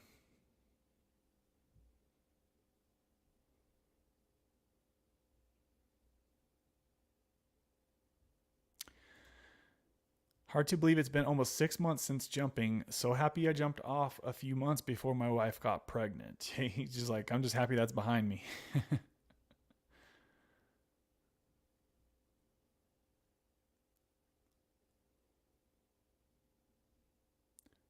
Gonna get into trauma therapy finally for once. What? That's cool. Yeah, you'll have to make some videos about the FMD. Brandon, I've only had one 100 milligram shot. My doctor said I could go back to 300 as long as needed. I'm heavily debating. I know right thing is to maintain the 100 milligrams, but I felt so much more clarity and stable and just felt safe. What if, Kimberly, why not maybe do something like in between? Like your doctor could order the 300 and give you half of it, right? Which would be 150 milligrams. Or he could give you 2/3 of it, which would be 200 milligrams, right? Like many doctors out there will do that. And it sounds like yours will probably do that as well. So maybe there's like an in between that could put your mind at ease, right? But like I said earlier, just remember that those shots stay in you for a lot longer than just 1 month. Don't ever think that just because Sublocade is prescribed as a once a month shot that means that the medication is gone after 1 month, because it's not even close to that. Shit lasts a long time. It takes 60 days on average before half of every shot is gone, and then another 60 days for half of that remaining amount to be gone, right? So it takes a long time, guys.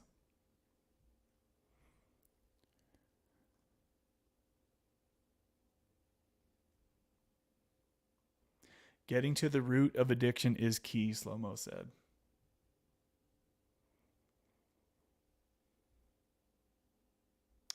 So Brandon said, I relapsed on the 100 shot. I didn't relapse on the 300 shot. So, I mean, that kind of says what it is right there, right, Brandon?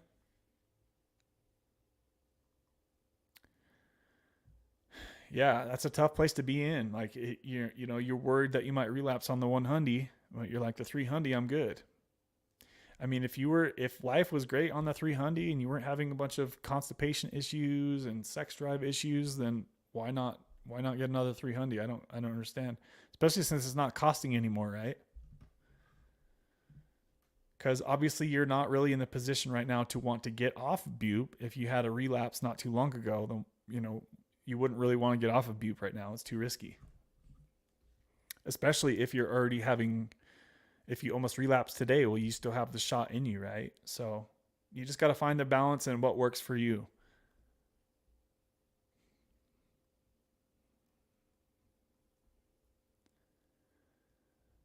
Dang, you guys are going off in the comments. So FMD said, yeah, I'm on 4 milligrams now. Awesome, dude. That makes me happy to hear that, dude. Seriously. Kevin, I don't want to be on 300 forever, but maybe a few months, then down to 100 and then jump off slow and steady and confidently, Yes. Or like I said, Kimberly, maybe just taper yourself down. Maybe take 200 milligrams next month or the next shot, right? And then go down to 150 milligrams. It's very easy for them to do that stuff. It doesn't, in my opinion, it doesn't just have to be either 300 or 100. Hopefully your doctor is willing to simply go like this. Psh, it's as simple as that. So he would need to order the 300, but then he can adjust the dose before he puts it in you. That's what that looks like. Not every doctor will be willing to do that, though. I don't want to talk for your doctor and say, because obviously we don't give medical advice here on the internet. But there are many doctors that will do that and adjust or customize your dose for you. But if he won't do that, and if you want to err on the side of caution, then just tell him, just order the 300 shot then.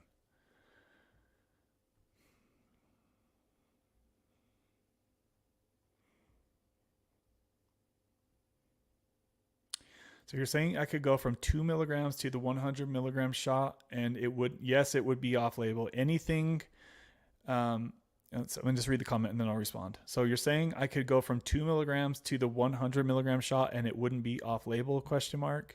I had no idea that would be an equal conversion. I'll have to ask my doctor about that again. So yeah, so there's a few things I need to respond to there. So anything other than starting at the 300 milligram shot is off label, guys. The Sublocade recommends every single person starts at 300 milligrams and they take 300 milligrams a second shot and then they go down to 100. Anything other than that is quote unquote off label. Okay. And then the second part of the question says, I had no idea that would be an equal conversion. There's literally no way to have an equal conversion when going from Suboxone to Sublocade due to the half-life differences. So it's literally just going off of what others have experienced in the past. And that's why I'm always asking every single person that gets on Sublocade, what was your dose of Suboxone? What was the dose of Sublocade you started at? And how was that transition? Was it too strong or was it not strong enough? Those are critical pieces of information that you guys need to report back to this channel if you make the transition from Suboxone to Brixadi or Sublocade, because it's a stressful thing for people. They don't know what they're getting into. They don't know what to expect, right? And that's why this channel is so focused on getting that information to you guys so it's not as stressful, right? So make sure that you guys report back to us if you're transitioning from Suboxone to Brixadi or Suboxone or Sublocade, that you come back and tell the people on this channel how that was. And that way they can have a better idea of what to expect when they make the jump. I had no idea. I thought my dose would have to be 4 milligrams in order to switch to the 100 milligram shot. Yeah, you should definitely go watch the video I did with Dr. Ken Starr about Sublocade. You'll get a lot of questions that you have answered. I asked him all types of different questions. I asked him what dose of Sublocade he would start somebody who was on less than 1 milligram of Suboxone. I asked him that question. It's all in that video.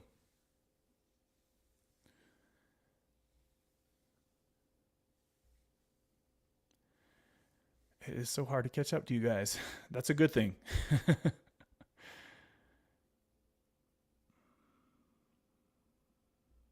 Scrolling. Keep these doggies scrolling.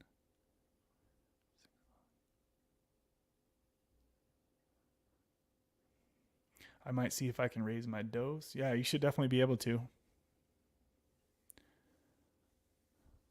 I love the tattoo, bro. Thank you.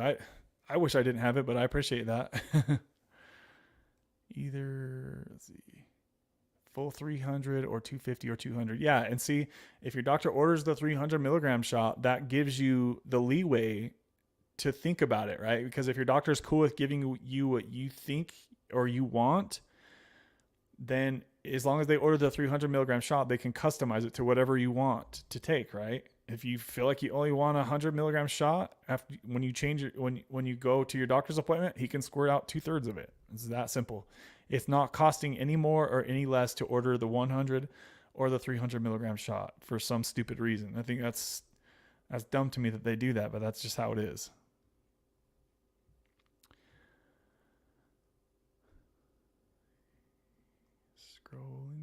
Scrolling. Keep these doggies scrolling. All right, so it like jumped past a bunch of comments there.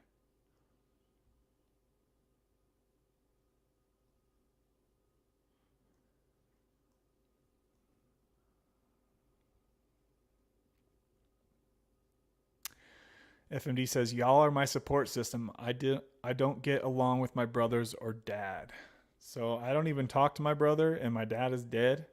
So y'all are a big, huge part of my system as well, guys. You guys are a big chunk of my life, actually. So I can relate to you there, FMD.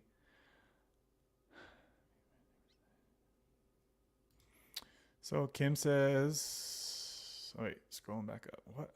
These comments are like jumping all around. Oh my goodness, what happened here?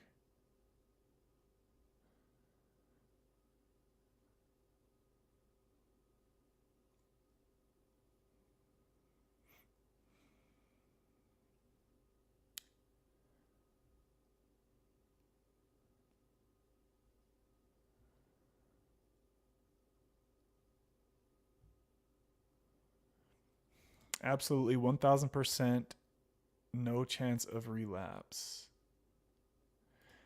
I never meant no chance, but it's been almost 20 years using anything other than subs.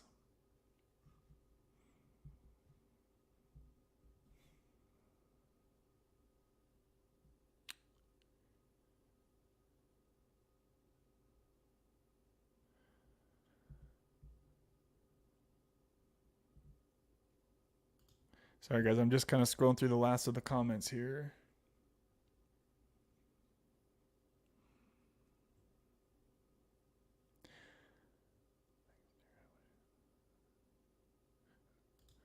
Wish I could show y'all how much I appreciate all of y'all. New doctor is so cool. My pharmacy is right up the street. Also, it worked out so % getting back into outpatient.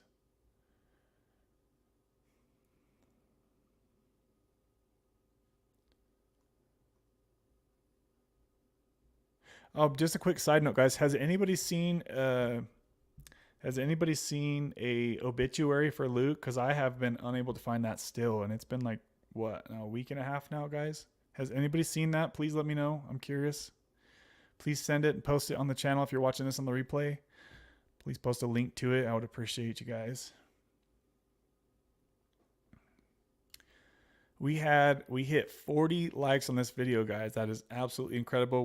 This was a really long stream, 3 hours and 15 minutes. I'm just finishing up going over the last few comments. Sorry, I had to kind of skip some comments here at the end. Your boy has to get showered and get to the gym.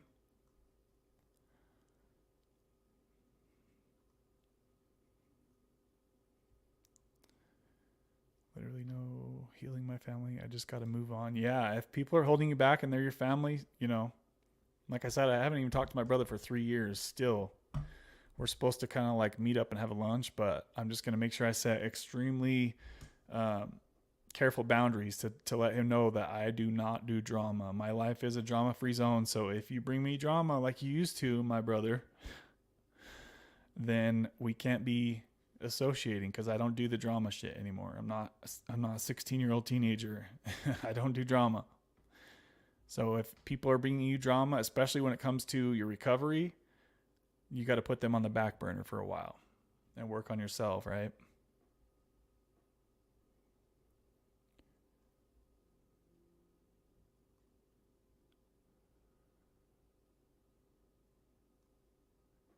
This Sunday is his live stream for his funeral. Okay, good to hear that. I haven't heard that yet. What channel is it going to be on? Is it going to be on his channel or his girls, or how's that going to work, FMD? I thought that was going to be last Sunday, so I was like looking everywhere for it, but I couldn't find anything. Tasha says, I'll keep you guys updated on the withdrawals when I'm further out. Hopefully I didn't skip too many comments here at the end, guys. Sorry about that.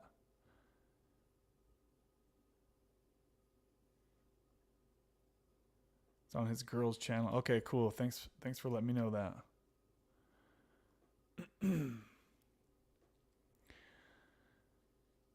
Yeah, thanks for letting us know. Okay, guys, we're going to dip out of here. It's been the longest stream we've done for a long time. Remember, we do live streams every Wednesday, so if you need a place to come and chat and chill with other like-minded people, please come here and do so. We'll see you guys every Wednesday. Sometimes we do Sunday live streams, but we haven't done one for a while. Depending on the football schedule, we might start adding those back in. But for sure, once football is over, we'll definitely get back on the Sunday live streams every week for sure, guys. I love y'all. I appreciate y'all. Shout out to the 3 sponsors of today.